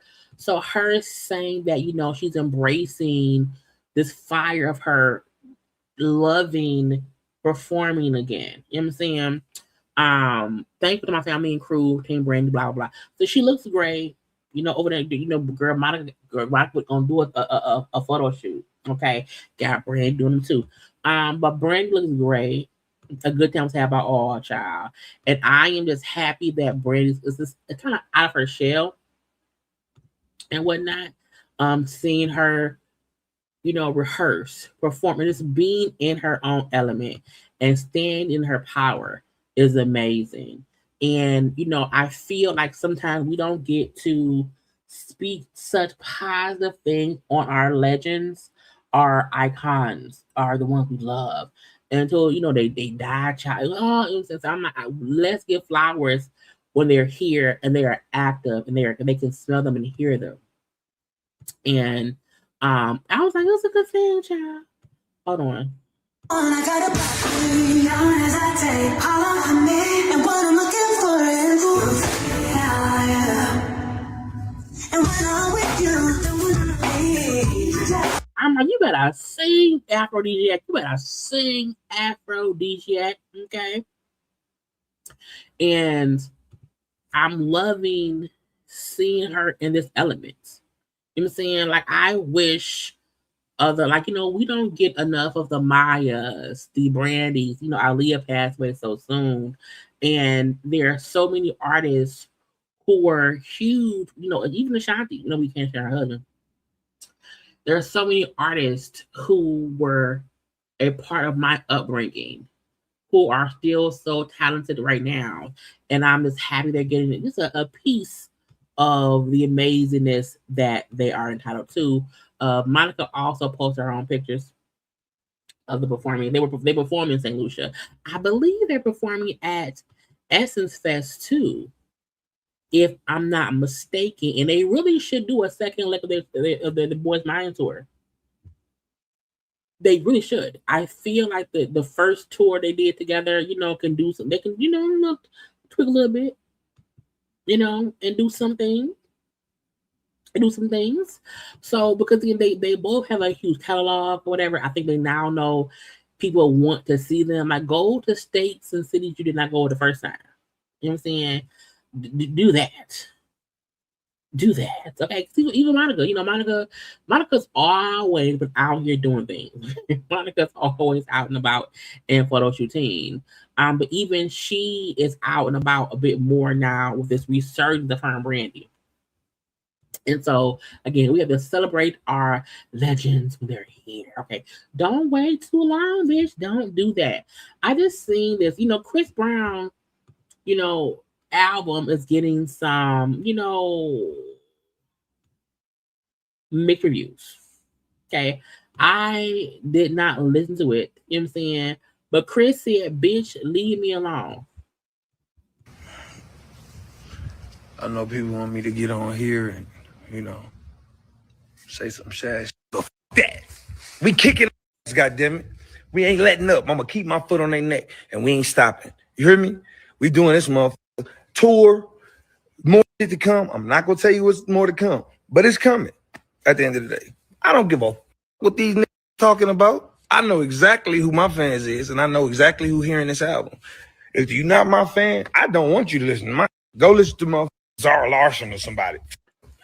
Breezy. So Chris is letting y'all know, leave me alone. I don't care if y'all like my stuff. I don't care. Leave me alone. I don't want to talk to y'all. Look, people are going. Everything is not for everybody. And that's okay. You know what I'm saying? And sometimes people say, I don't like it. Well, then don't like it. We don't like it. And I haven't seen or heard any like horrible reviews of his album, but I just saw posts of people saying that, people are a little bit upset. You know what I'm saying? Some folk don't like it. Okay. I think he said something. Hold on, let me scroll. Hold on. Let me scroll. I thought I had another Chris Brown. Oh, right here. He said, just want to say thank you to everyone who listened to this album. Been a lot of mixed reviews, and I can take my audience's criticisms and opinions. The last 3 albums have came under the same scrutiny and it evenly grew on people. Thank you for even taking the time to listen. Again, some albums you need to, hear time or two. You may not be into it immediately, and that's okay. That's okay. But Chris, go now. I'm not buying no Chris album. I didn't listen to it. It ain't my thing. Okay. But Chris said, leave me alone. What is it thinking about? What did Nicki do? What did Nicki do? Nicki Minaj could have probably been blocking and following fan accounts that have shown support for Trim. A 19-year-old writing an article from Carlton, South London. The move comes. I don't care. To my Twitter barbs that I follow, if I see a name or a face,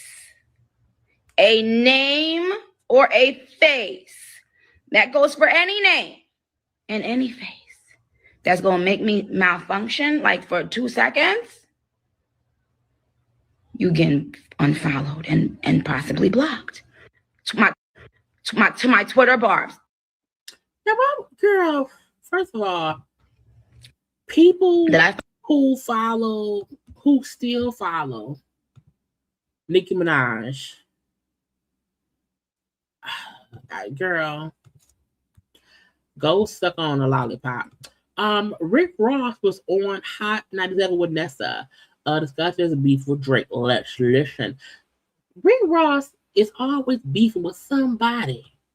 So I just be like, Nick, go sit down somewhere. Rick Ross, go get your finger fixed. Okay? Go get your finger fixed. Is it weird that I don't know why you guys don't get along? Why? What happened? It's a lot of people that don't know, but it was just, he lost focus. That's it. I'm sure he's back focused now. You did say that you don't want him to lose. Like you just said that. Yeah, and when I said that, it's so many conversations that go on, off camera where I feel like people would love for me to say I hate this forever. Nah, homie, it ain't that. You know what I mean? When somebody step out of line and you gotta, chastise them or give them a spanking, that's what you do. Why are you spanking people, Rick Ross? Spanking them for what? But is it one of those things where there's a conspiracy? Hell no. Mm-hmm. Don't nobody fear Drake album release. Mm-hmm. Nobody. Is it weird that I don't know why? Rick Ross be talking in circles sometimes, and I'm like, but maybe it's not meant for anyone else to know what he's discussing. But I do feel like when you go out your way to say a little slick shit about other people, like, because again, at the verses he said, play the Aston Martin, but leave Drake vocals off, leave Lil Man off. And I'm like, that, like, you could have easily pre-planned to do what one you knew you were gonna do Aston Martin music. You could have pre-planned the DJ to not include Drake's vocals. You didn't have to say it. So my thing be, don't say shit out loud publicly. And we ask you what the fuck going on. You want to talk and say, well, what do you mean? What do you mean? What's going on? If you, and again, even you can be in the industry with people, and y'all ain't beefing, y'all ain't friends hanging out on a regular basis. You wish them well, but you also don't have to talk shit about them or mention them in any kind of shady way, because you then want to avoid the questions that people ask. Think of why you say Drake. Why would you say leave Lil Man off the record? For what? For what? Now, Drake absolutely lost some cool points when the whole thing with him and Kendrick happened, the whole lawsuit thing, whatever. So he lost some cool points, cool. But I'm like, if I don't fuck with Drake, I don't mention him. And if we have a song together and I'm at a verses, but I'm gonna just leave him off. I'm gonna do my part, that's all. But Rick Ross go out of his way to say shit for attention, and then speaking circles about what, sir, at the end of the day, don't spank men. Okay? Keep your hands to yourself. Jamie Foxx is a liar. Okay. You see, I put Jamie Foxx lied. Because when Eric Bishop, okay, well, that's that man's real name. When Eric Bishop was around here and he was in that coma, and we was worried. Child. We was like, what's going to happen with Jamie? What's going on? Lord, prayers for Jamie Foxx. And thank God he made it out of that situation. And Jamie was on his comedy special, thinking on the Black women and Black people who prayed for him hard and was, sending well wishes and all these things. And he said, I'm not going to date no more white women. Because his point was, he felt the love, affection, and power that all the Black folk gave him. And let's be honest, when we thought he was out of the upper room, when we thought Jamie Foxx was going to the upper room, we was like, oh Lord, no, not today, Jesus, not Jamie Foxx. And we was like, we really want him to be okay and whatever. So he voluntarily said, I'm not going to deal with no more white women. Now, I have no recollection of Jamie Foxx ever dating. I don't recall ever seeing him with a Black woman. Now, while I've never heard him down Black women, I have never seen any white woman he's been with speak against or down towards Black women. You know what I'm saying?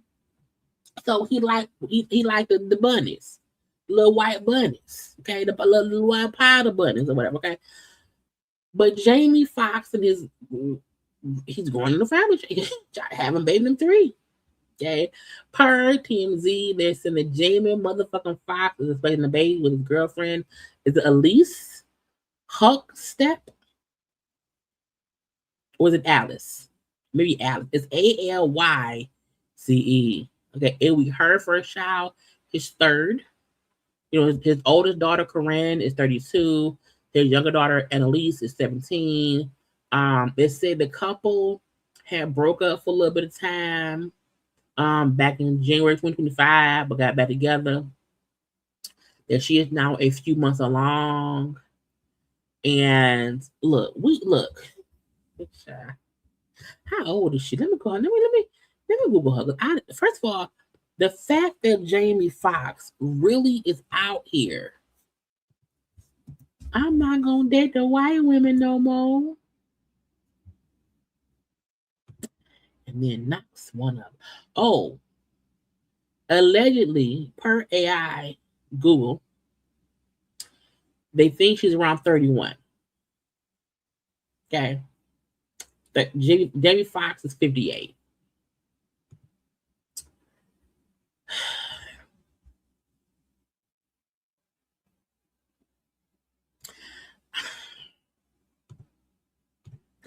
I just feel like when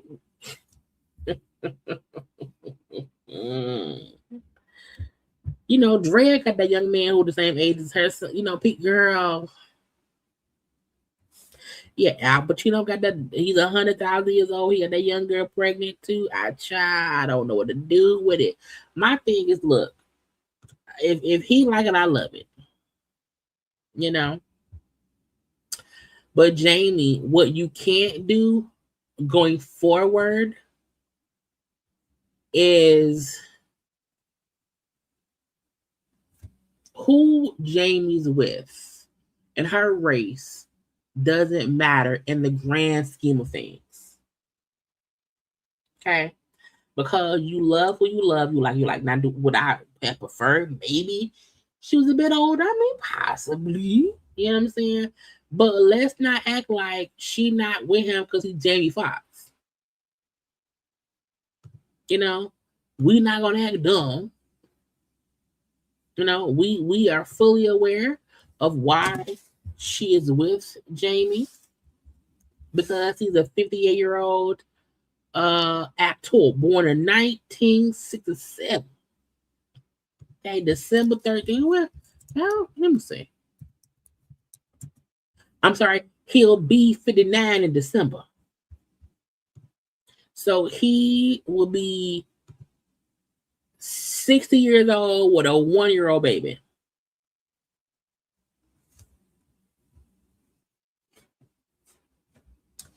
She's legal. She's an adult. You know, we're not, you know, she's an adult. But Jamie, I just also want to point out, if shit ever go wrong, this to be my issue with black people, with black men who date Caucasianized women, is that when shit go wrong, you want the black community to come throw all the support towards your way. You know what I'm saying? And that is weird. That's what weirds me out. That you want support from us, but you don't even want to date us. And not me. But you know what I'm saying? So that be my issue. You can't want support from us when that ain't your love language. You know what I'm saying? Your love language ain't black women. But when you singing them soulful songs, we the ones loving it. When you're going and you're having all these great movies, we're the one going to see it. You know, and a part of me feel like I respect people who they love out loud. You know what I'm saying? If you have a white girlfriend or white wife, don't try to hide that because your fan base is black women. Okay? If your fan base is white men and you are a white woman and you have a black husband, walk out with your black husband. I don't like it when people play these games and they have these private relationships solely because their fan base is different. You know what I'm saying? So I prefer people who be like, you know what? Yes, I'm a black actor and I have a white wife, but I'm not going to hide my white wife because her being white don't matter. It's just she's my wife. You know what I'm saying? So I think that's what bothers me. Like, was it? Who has a? Is Steven Spielberg? Steven Spielberg wife.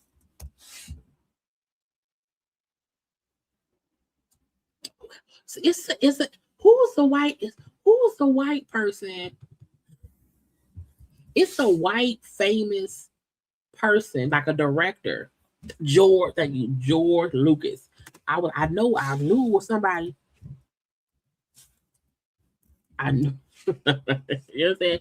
When you are a Caucasian man, and you just like, you know, and I love the black women's, and you're not trying to hide who you're married to, who you're dating, just to placate your fan base so that you can get paid. Now, if you keep your life private in general because you just don't want your stuff out there, that's cool. But I've always felt like Jamie Foxx was fully aware that he has a black fan base, and once he got famous, like when he was Jamie on In Living Color, Jamie on the Jamie Foxx show, you know, back in the day, you know, had them weird ass movies that held up, stuff that we wanted to go see. I think then he knew he had a black fan base, and we just never saw him with anybody. And then little by little, I'm like, Jamie like white women, and he never really show it because he be out and about hanging out and shit. You know what I'm saying? It ain't like we don't see him. Like Carrie Underwood, girl. No, Kerry Washington. Kerry Washington, who has a black husband, okay? But she has a private life. You know what I'm saying? You really only see them out and about. You have to know that's her husband. So that's a thing where you are a private person and you don't really talk up, you don't do any of that. But to me, Jamie Foxx has always kind of hid who he's dating. And to me, it's because he knows fan base to be like, you know what? They accuse Lawrence from Insecure. They accused Jay Ellis of that. Jay Ellis, who's on Insecure, black ass show with Issa and Bloppy Blue, and in real life, he had a Caucasian girlfriend called on Jay Ellis' wife. They're married now.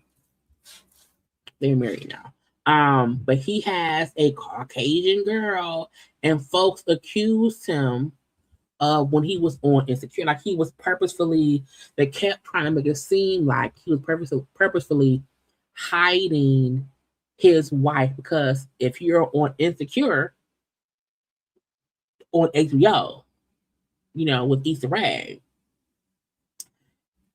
and you have all these black fans, you know, how would they react to your white girlfriend, your wife? You know what I'm saying? And then like slowly but surely, as he got more, you know, more famous out here, whatever, and became his own person, he was then like, okay, I'm gonna step out with my white person. They got married. So there was a bit of a you know, a little backlash when folks first realized, oh, Lawrence had a white wife,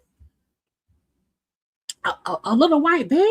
You know what I'm saying? And now that he's and he also has a new show coming out next year, the rookie spinoff. He's in the rookie spinoff, but again, he now be out with the white wife. But I fully believe for a little time he was hiding it because he knew how. And then when he came out, it was a bit like, oh, he got a white. Oh, really?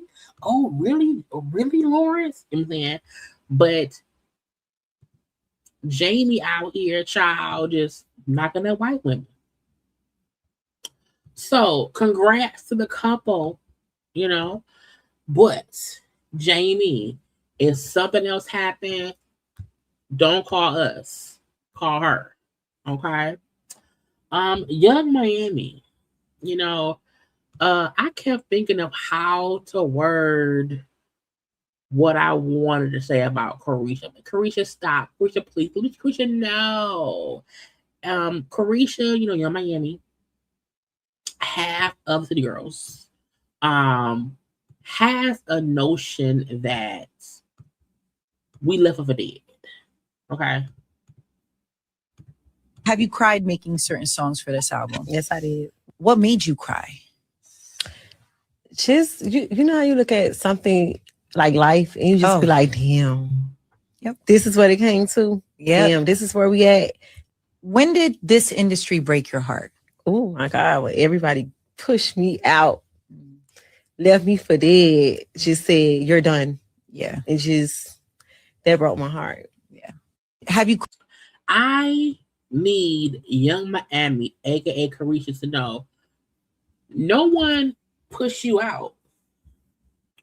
No one left you for dead. I feel like Caresha ignored the fact that when she got with Diddy, she changed.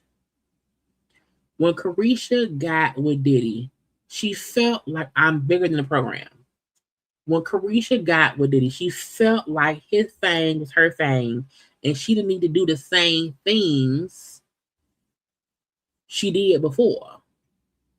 She was handed things. That podcast that she barely was on. She won a podcast or whatever that damn show, whatever. She really wasn't trying to rap anymore. And then I feel like she left the industry for dead to be Diddy's concubine. You know, to just hang out and party with Diddy and to ride the coattails of being one of Diddy's conquests. And then once the Diddy was arrested, once the Diddy was not the popular person to be associated with, and she had to be left to her own devices, her own talents. No one left you for dead. You, it's gonna sound mean, y'all. I don't mean to be mean. You weren't talented enough of your own to make it. And what I mean is you depended on him too much. I have a notion that when you try to build your momentum off of your connection to somebody else, if that plug goes away, are you still successful? Or are you still in it for what you want to do? Because maybe you may not even measure success in a way of money, album sales, or whatever. But if you want to be a interviewer, well, then do interviews. If you want to be a podcaster, do that. But you kept attaching yourself to Diddy's fame, and then once that went away, it may have felt like you were left for dead, but you weren't. You left us for dead, not us, not me. But you left the people for dead, and so we just left you there, dead. We left you where you put yourself. And then it didn't help that you kind of never commented, spoke out in support or denial of any of the Diddy things. You know what I'm saying? So I think that also put a bad taste in folks' mouths. So it wasn't as if, folks said fuck you, but you had said fuck your fans a long time ago. You felt like you were bigger than the program because Diddy gave you that energy, and then he left. So, girl, that's on you, bitch. That ain't on us. We didn't push you out. You push yourself out. You have to know when not to sit around and then look dumb, child. Who else I got to do? I did Beyonce.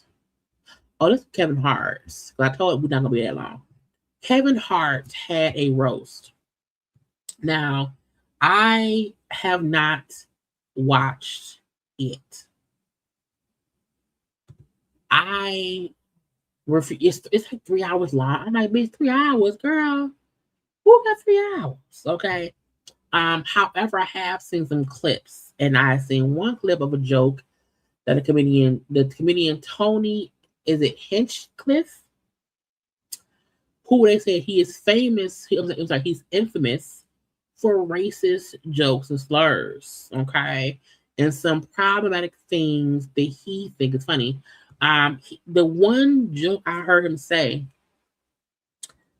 was, yeah, George Floyd is looking up, and I'm sure he's laughing so hard he can't breathe.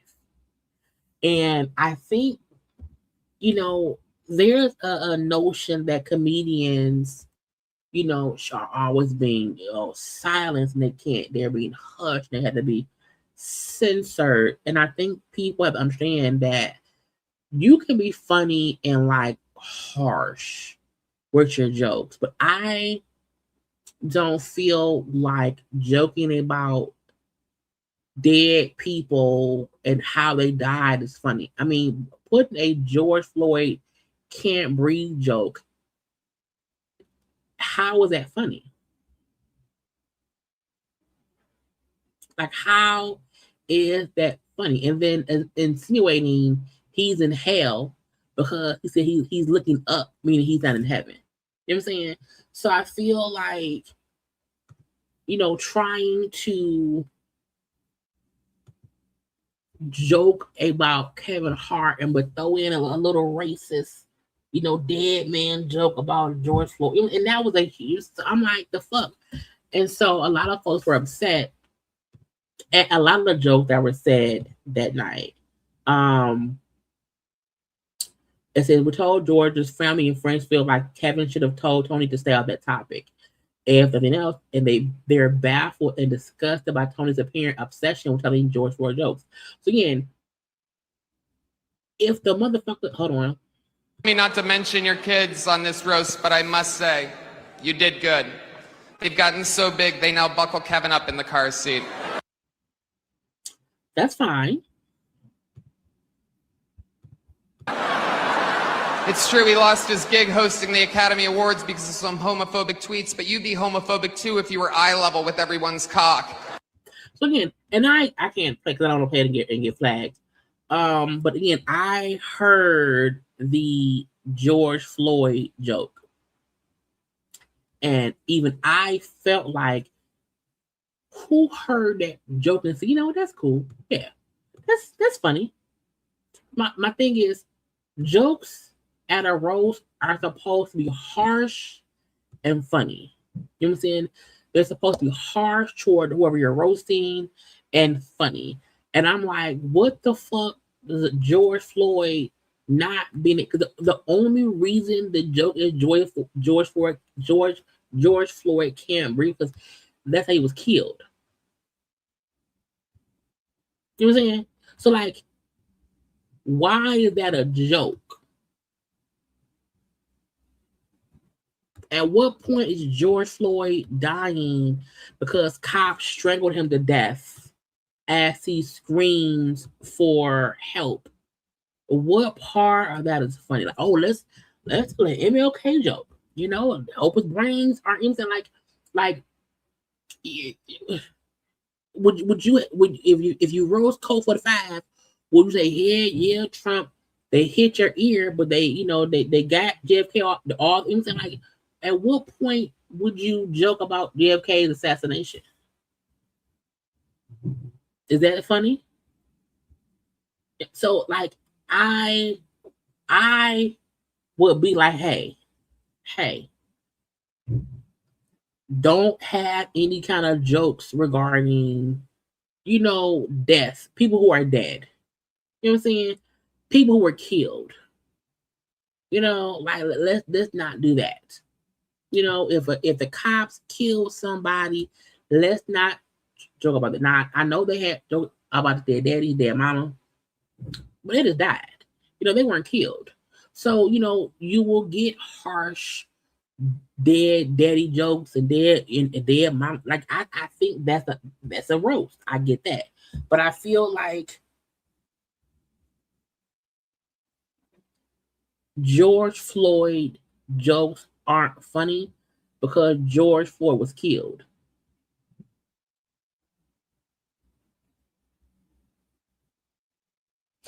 I don't even crack Charlie Kirk jokes.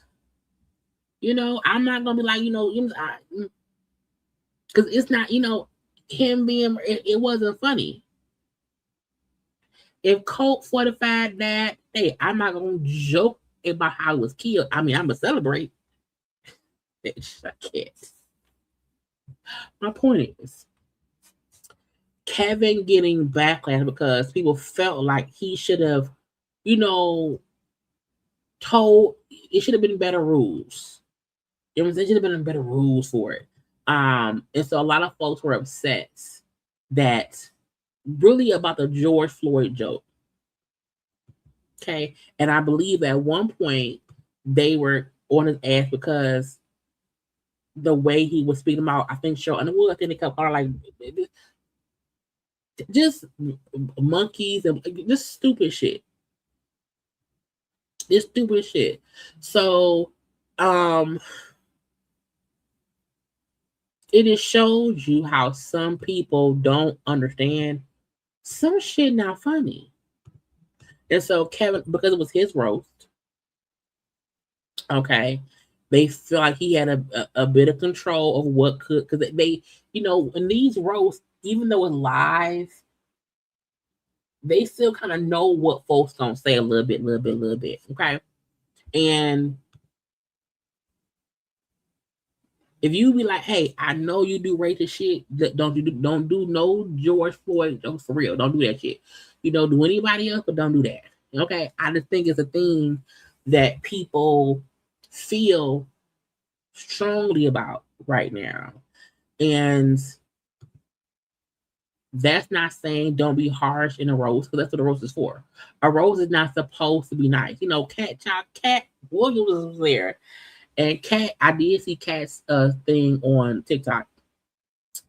And when Cat said, Kevin Hart once said he was canceled, he was, under fire because from gay people, because he said if he ever found out his son was gay, he would beat his son with a dollhouse. And Cat said, that's gay in itself. That's the gayest way to beat a child. So, which made me laugh. It did. He even said, Kevin Hart movies, he doesn't say no. He do all the movies he wants to because he's a coon. So I'm like, that's funny. You know what I'm saying? There's a level. There are comedians who know how to push the level to being offensive, but funny, but not malicious. You know what I'm saying? And so Kevin getting this little backlash, to me, I think is warranted a little bit. Lil Rhea, who was a comedian, said some things. I don't understand. Like, it's one thing to roast the people that's there. It's one thing to roast the people that may be in the audience there. Roasting somebody that, number one, is dead. Number two, that's not there.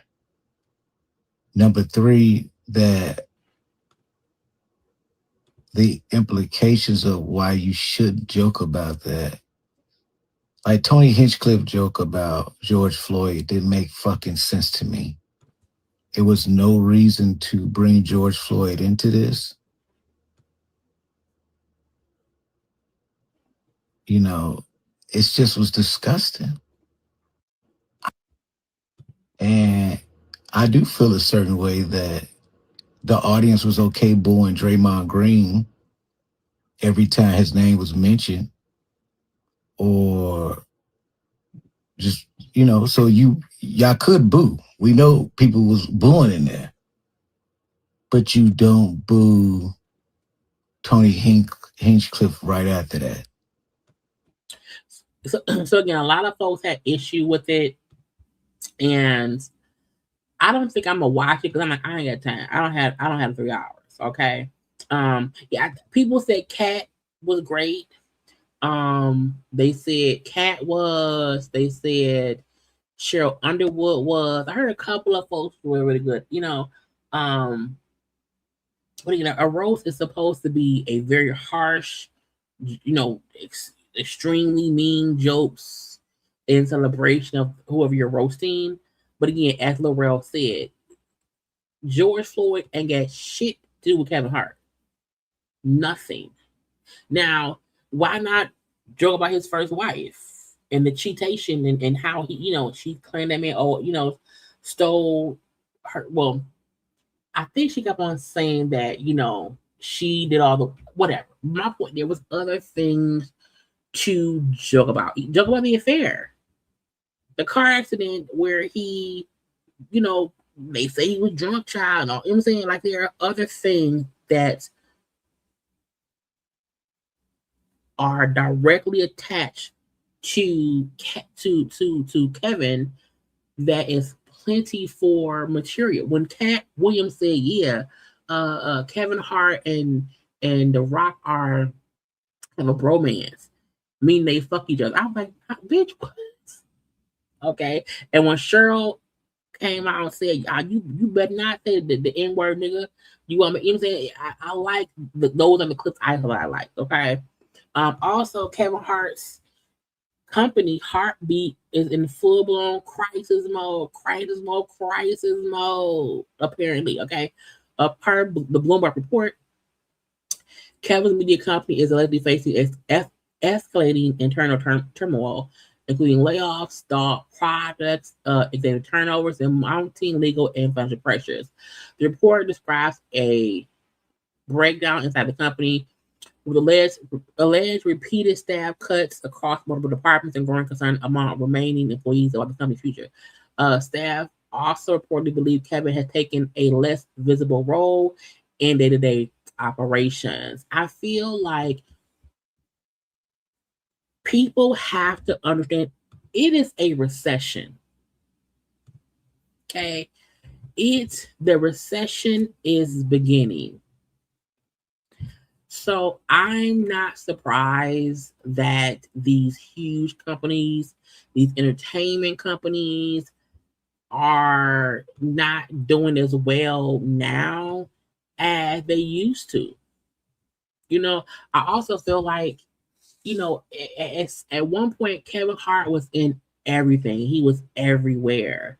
And I think there's no longer this need to see him in, you know, the next comedy of, you know, it's just not like he's not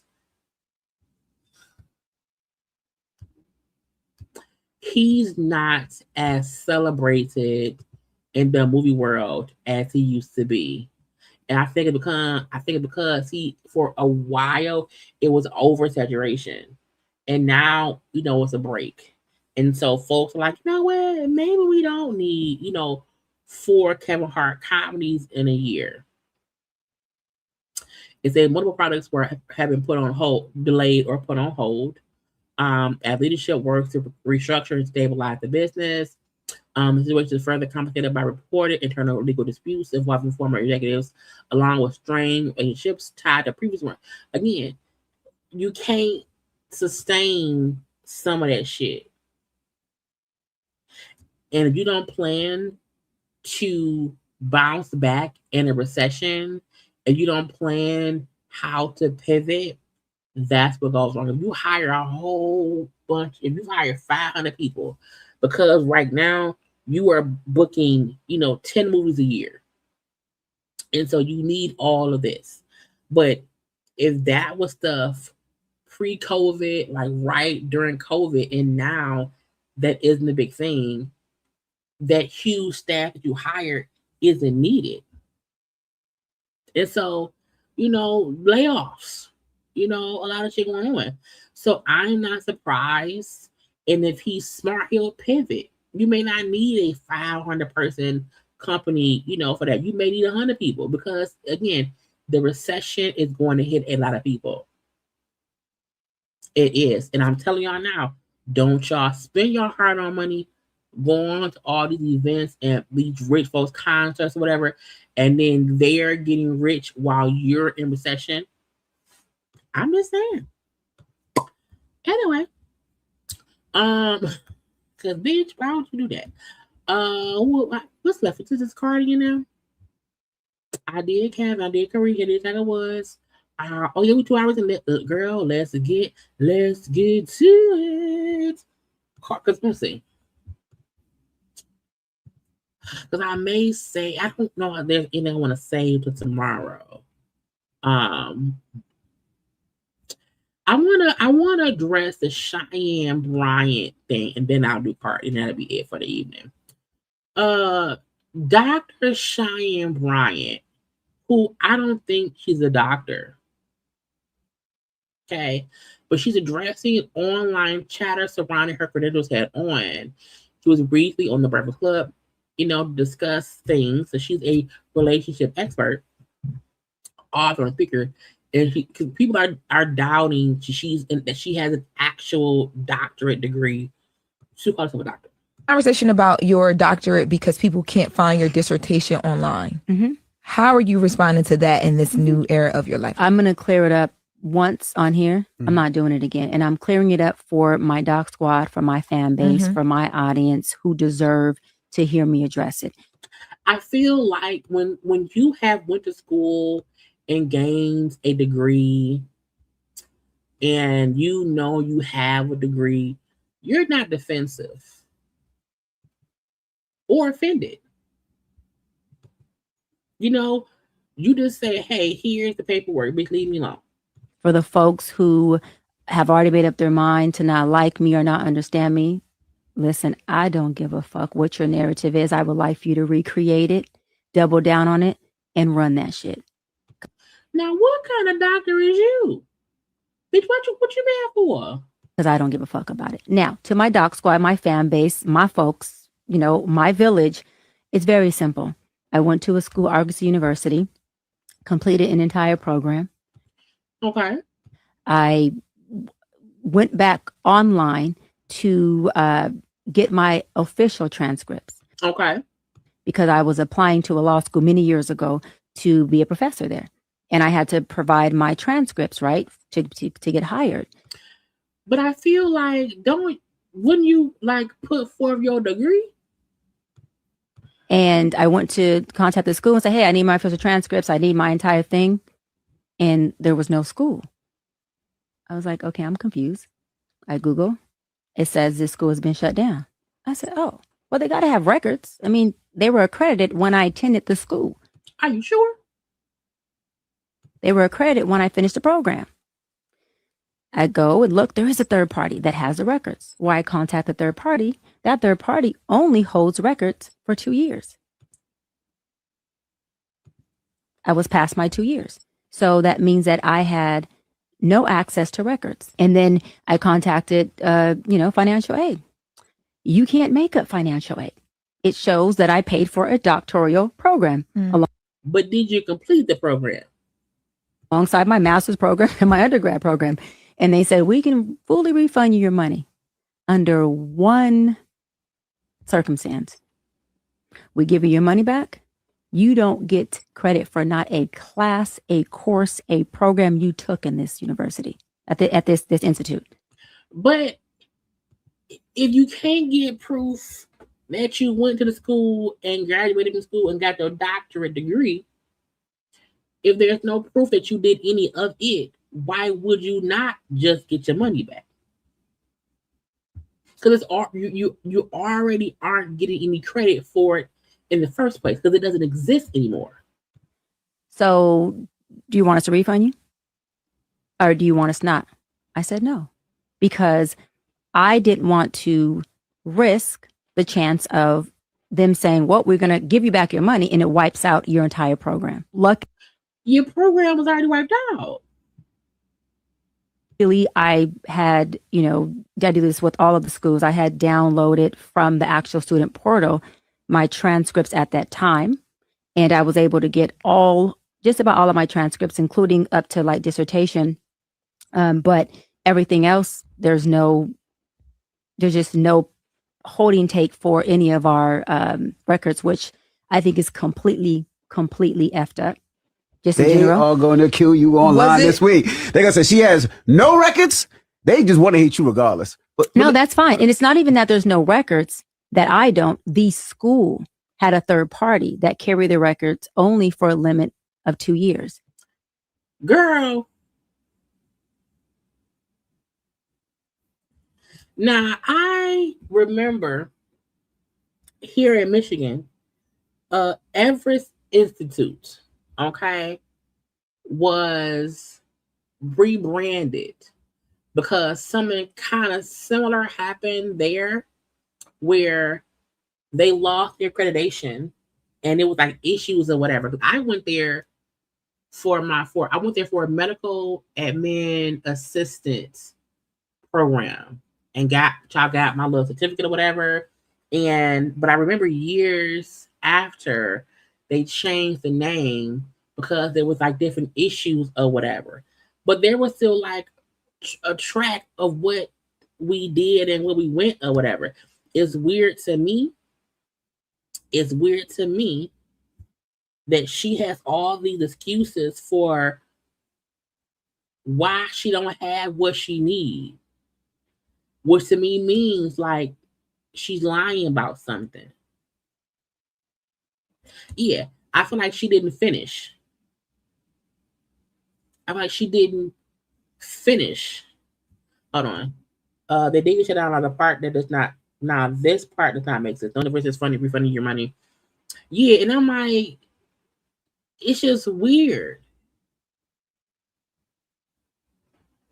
It's the whole story sounds weird. Come on the ride. Okay.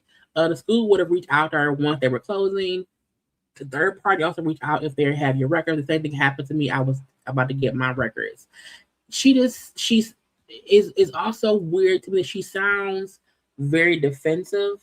And I feel like when you know what happened for a fact, you're not defensive about it. You just explain what happened. You just explain what happens. And a part of me feel like she's full of shit. So it's not me, it's any student that attended Argosy. But again, it doesn't, how can I say it? It doesn't affect me because if I chose to go get a license as an LMFT, I have my master's in marriage and child therapist. I have my hours. I can just take that and say, hey, let me submit these for licensure. And I want to go sit for my exam and all I have to do is study.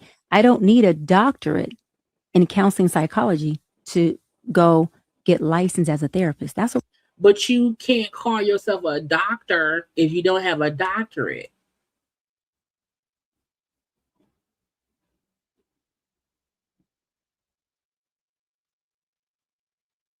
That's my issue. And yeah, you mad at people questioning the fact that they can't find proof that you got your doctorate, but you aren't upset that the school you paid for and went to and put in the work did not keep records on hand long enough for you to prove that you did what you did.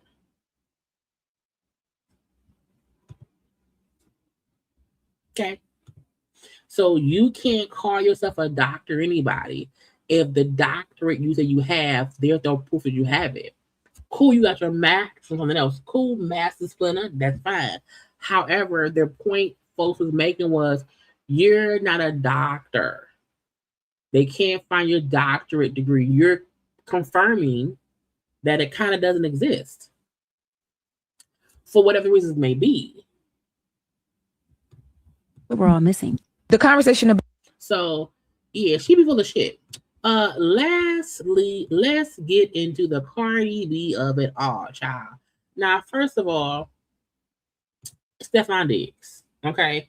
Even though he won the case against Chef non-cook and Mila, he was found not guilty, he still had this case to go, okay?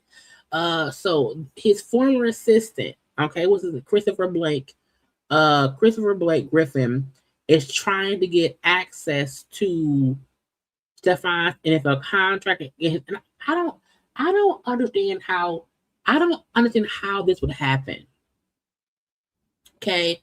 He dragged into an explosive same-sex assault battle, now fighting to hide his money. Now, back in 2023, stylist and influencer Christopher Blake Griffin accused Stefan of drugging and sexually assaulting him after they traded back again. Now, I want to be clear. He said while in the car, Stefan pulled his dick out and started like touching himself. Stefan put your dick away. Okay. So, that's what he was saying. Okay. Diggs was acquitted at trial, but the legal battle didn't end there. Diggs sued Griffith for defamation, claiming the story was fabricated for clout. He said the allegations damaged his reputation and business deals, which probably may have. It may have. Griffith's legal team was now demanding Diggs' NFL contract and career earnings be handed over in discovery. The argument, you can't sue for financial harm and hide your finances. You don't need to know how much money I made. What you would know about how much money I lost. Okay. Diggs' lawyer has filed a motion to block the request. They're arguing his salary has nothing to do with assault allegations. Okay. Rivers also claimed Diggs' brother, Derez, is it Derez? Was involved in a violent elevator attack. To silence him, the case is getting messier by the day. Okay, a judge will decide, does Diggs have to show his money or do his financial stay private? You know what's weird to me? You suing me saying I assaulted you, I got off of that, whatever. And then I say you defamed me and you cost me money. I do feel like my current contract or my current salary does not matter, but I should be able to show deals I lost because of the bullshit between me and you. Child, Devon is always in some shit. It's a mess. Then this fucking chef. Okay. Now, I don't think any of us care about the chef and her antics. I did go to her page. Hold on. I went to her page because I'm nosy. Because I saw it posted somewhere else. And she made this post. Okay. It said October 24. I'm like, what does that mean? I was put in a horrible situation. You didn't deserve any of this, but it happened to you too. And you were pregnant. Nothing I said at court was targeted at you. And I think this is in direct reply to Cardi B saying that lady was up on that stand talking cash money shit to piss Cardi off. She was saying things to make Cardi upset. She was saying things to get Cardi, peeved because, your baby daddy is whatever. Nothing I said in court was targeted at you. People know exactly what they do. I was the only one apologizing for how he treated while you were pregnant and after. The constant disrespect, our messages prove that. Cardi, I didn't lie. You know exactly who he really is. He did it to you. A man at war with himself will hurt others. It's a losing battle. And women are just collateral damage. I'm not speaking on this anymore, so kindly don't speak on me. Now, first of all, bitch, I feel like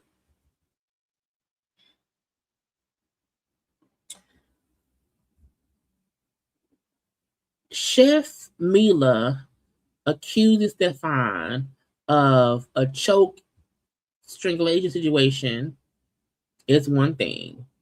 I feel like that's a separate entity. However, in the courts, she did say stuff in regard to Cardi. You did say things that would include Cardi. So Cardi had a right to respond because Cardi's response was mainly in defense of the hair braided shy. And her saying, I feel like Chef Naka Camila was saying things to piss me off. Because if you're accusing Stefan of fucking all the people or whatever, and no one believes it, okay. She then sat by a tree and said this. The way he treated you when you were pregnant, the way he talked to you when you were pregnant, the way that the same people that has defended him in this know how he treated you while you were pregnant and how he was to you when you were pregnant, will always be something. Don't she look younger here? Do y'all notice how at court she looked older? She tried to make herself look innocent. She tried to make herself look like, oh my God, I would never. And I think here she looks younger than, you know what I'm saying? She don't look like an old chef. I would never understand. The way he treated you in the delivery room. You was in the delivery room? Now hold up. Why was Stefan Chef be in the delivery room when Cardi is giving birth?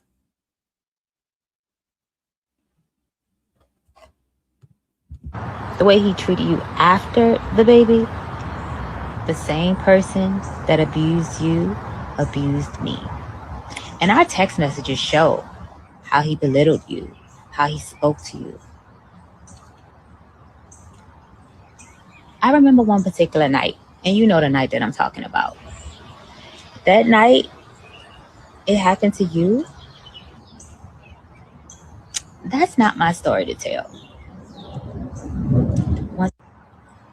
You know, and I apologize. And I hope one day you face the music. And that's all I have to say about that.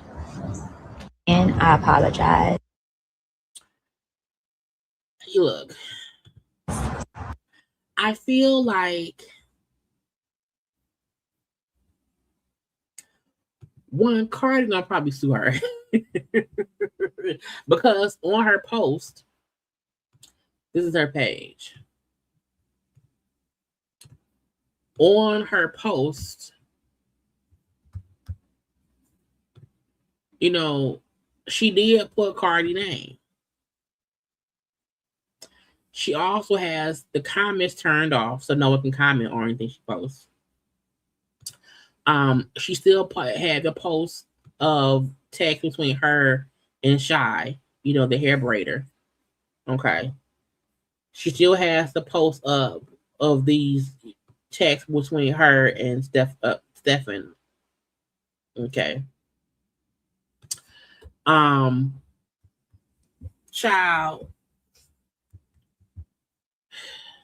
I guess she want to show food and stuff off, you know. So again, to me, she absolutely went to court trying to look innocent, like, oh, I'm an innocent little school marm. And she looked older at court. You know what I'm saying? It's weird how she, you know, here is different. You know, she has not posted much on her social media at all. Like this from the she doesn't have any posts. This is from December 2024. So even though she is allegedly, okay, a celebrity chef, as she said, I don't know where. You know, this all looks more like stuff she made at home for her, you know. So I don't know. But she didn't post much, or she either deleted, took stuff down and whatnot. She fried some chicken though. Okay. But that's back in 2024. So she took a lot of stuff down, but she left this up.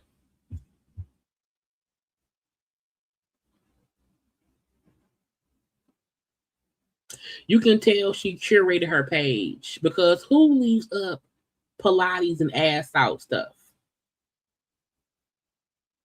If you're a chef. No one needs to see your ass, Chef Mila.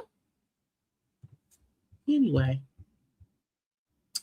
I'm willing to bet Cardi is gonna shout us either a cease and desist or get out of my face. Even look at this.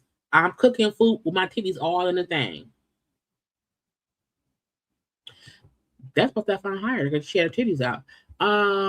I just don't.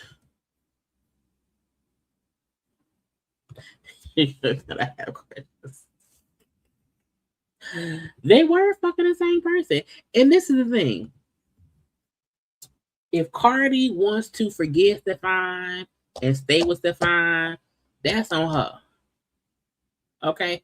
That's on her. But I feel like if your issue, Chef Not Cooking Mila, is that Stefan, assaulted you, his relationship with Cardi should not matter. Him fucking other women in the house should not matter. I think the part that she keeps forgetting is she's putting more emphasis on who we fucking and other things, and not the fact that you're saying he put his hands on you. Okay, so I want to see what Cardi reply will possibly be. You know what I'm saying? Because again, she mentioned Cardi in the post. And I also like, because recently that have it up, Cardi Stefan child was together child for the holiday for Mother's Day. I don't have it up anymore. And maybe she felt some kind of way because him and Cardi are still together. But I feel like, girl, let it go.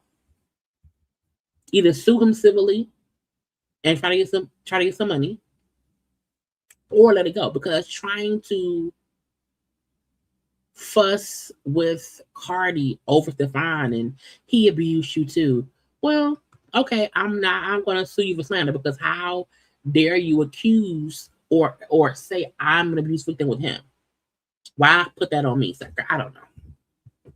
Anyway, y'all, we done. Okay, I gave y'all 2.5 hours, and I hope y'all enjoy. Okay, I want y'all to make sure to like the video, to subscribe, okay, to share the post and all that stuff. Again, the Pistons play tomorrow, so I don't think I'll be live. If something happens and I have to go live, it's fine. But like, ain't nothing really going on. Ain't nothing really happening right now. I did not mean to hit that button. Nothing's going on right now, so I'm thinking I may not be live again until Thursday. But y'all know, always come and see. If it's a post up and thumbnail, I will be here, okay? But again, like, comment, share, subscribe. It is midnight, so everybody go to bed, okay? I will talk to y'all later. I gotta go. Bye.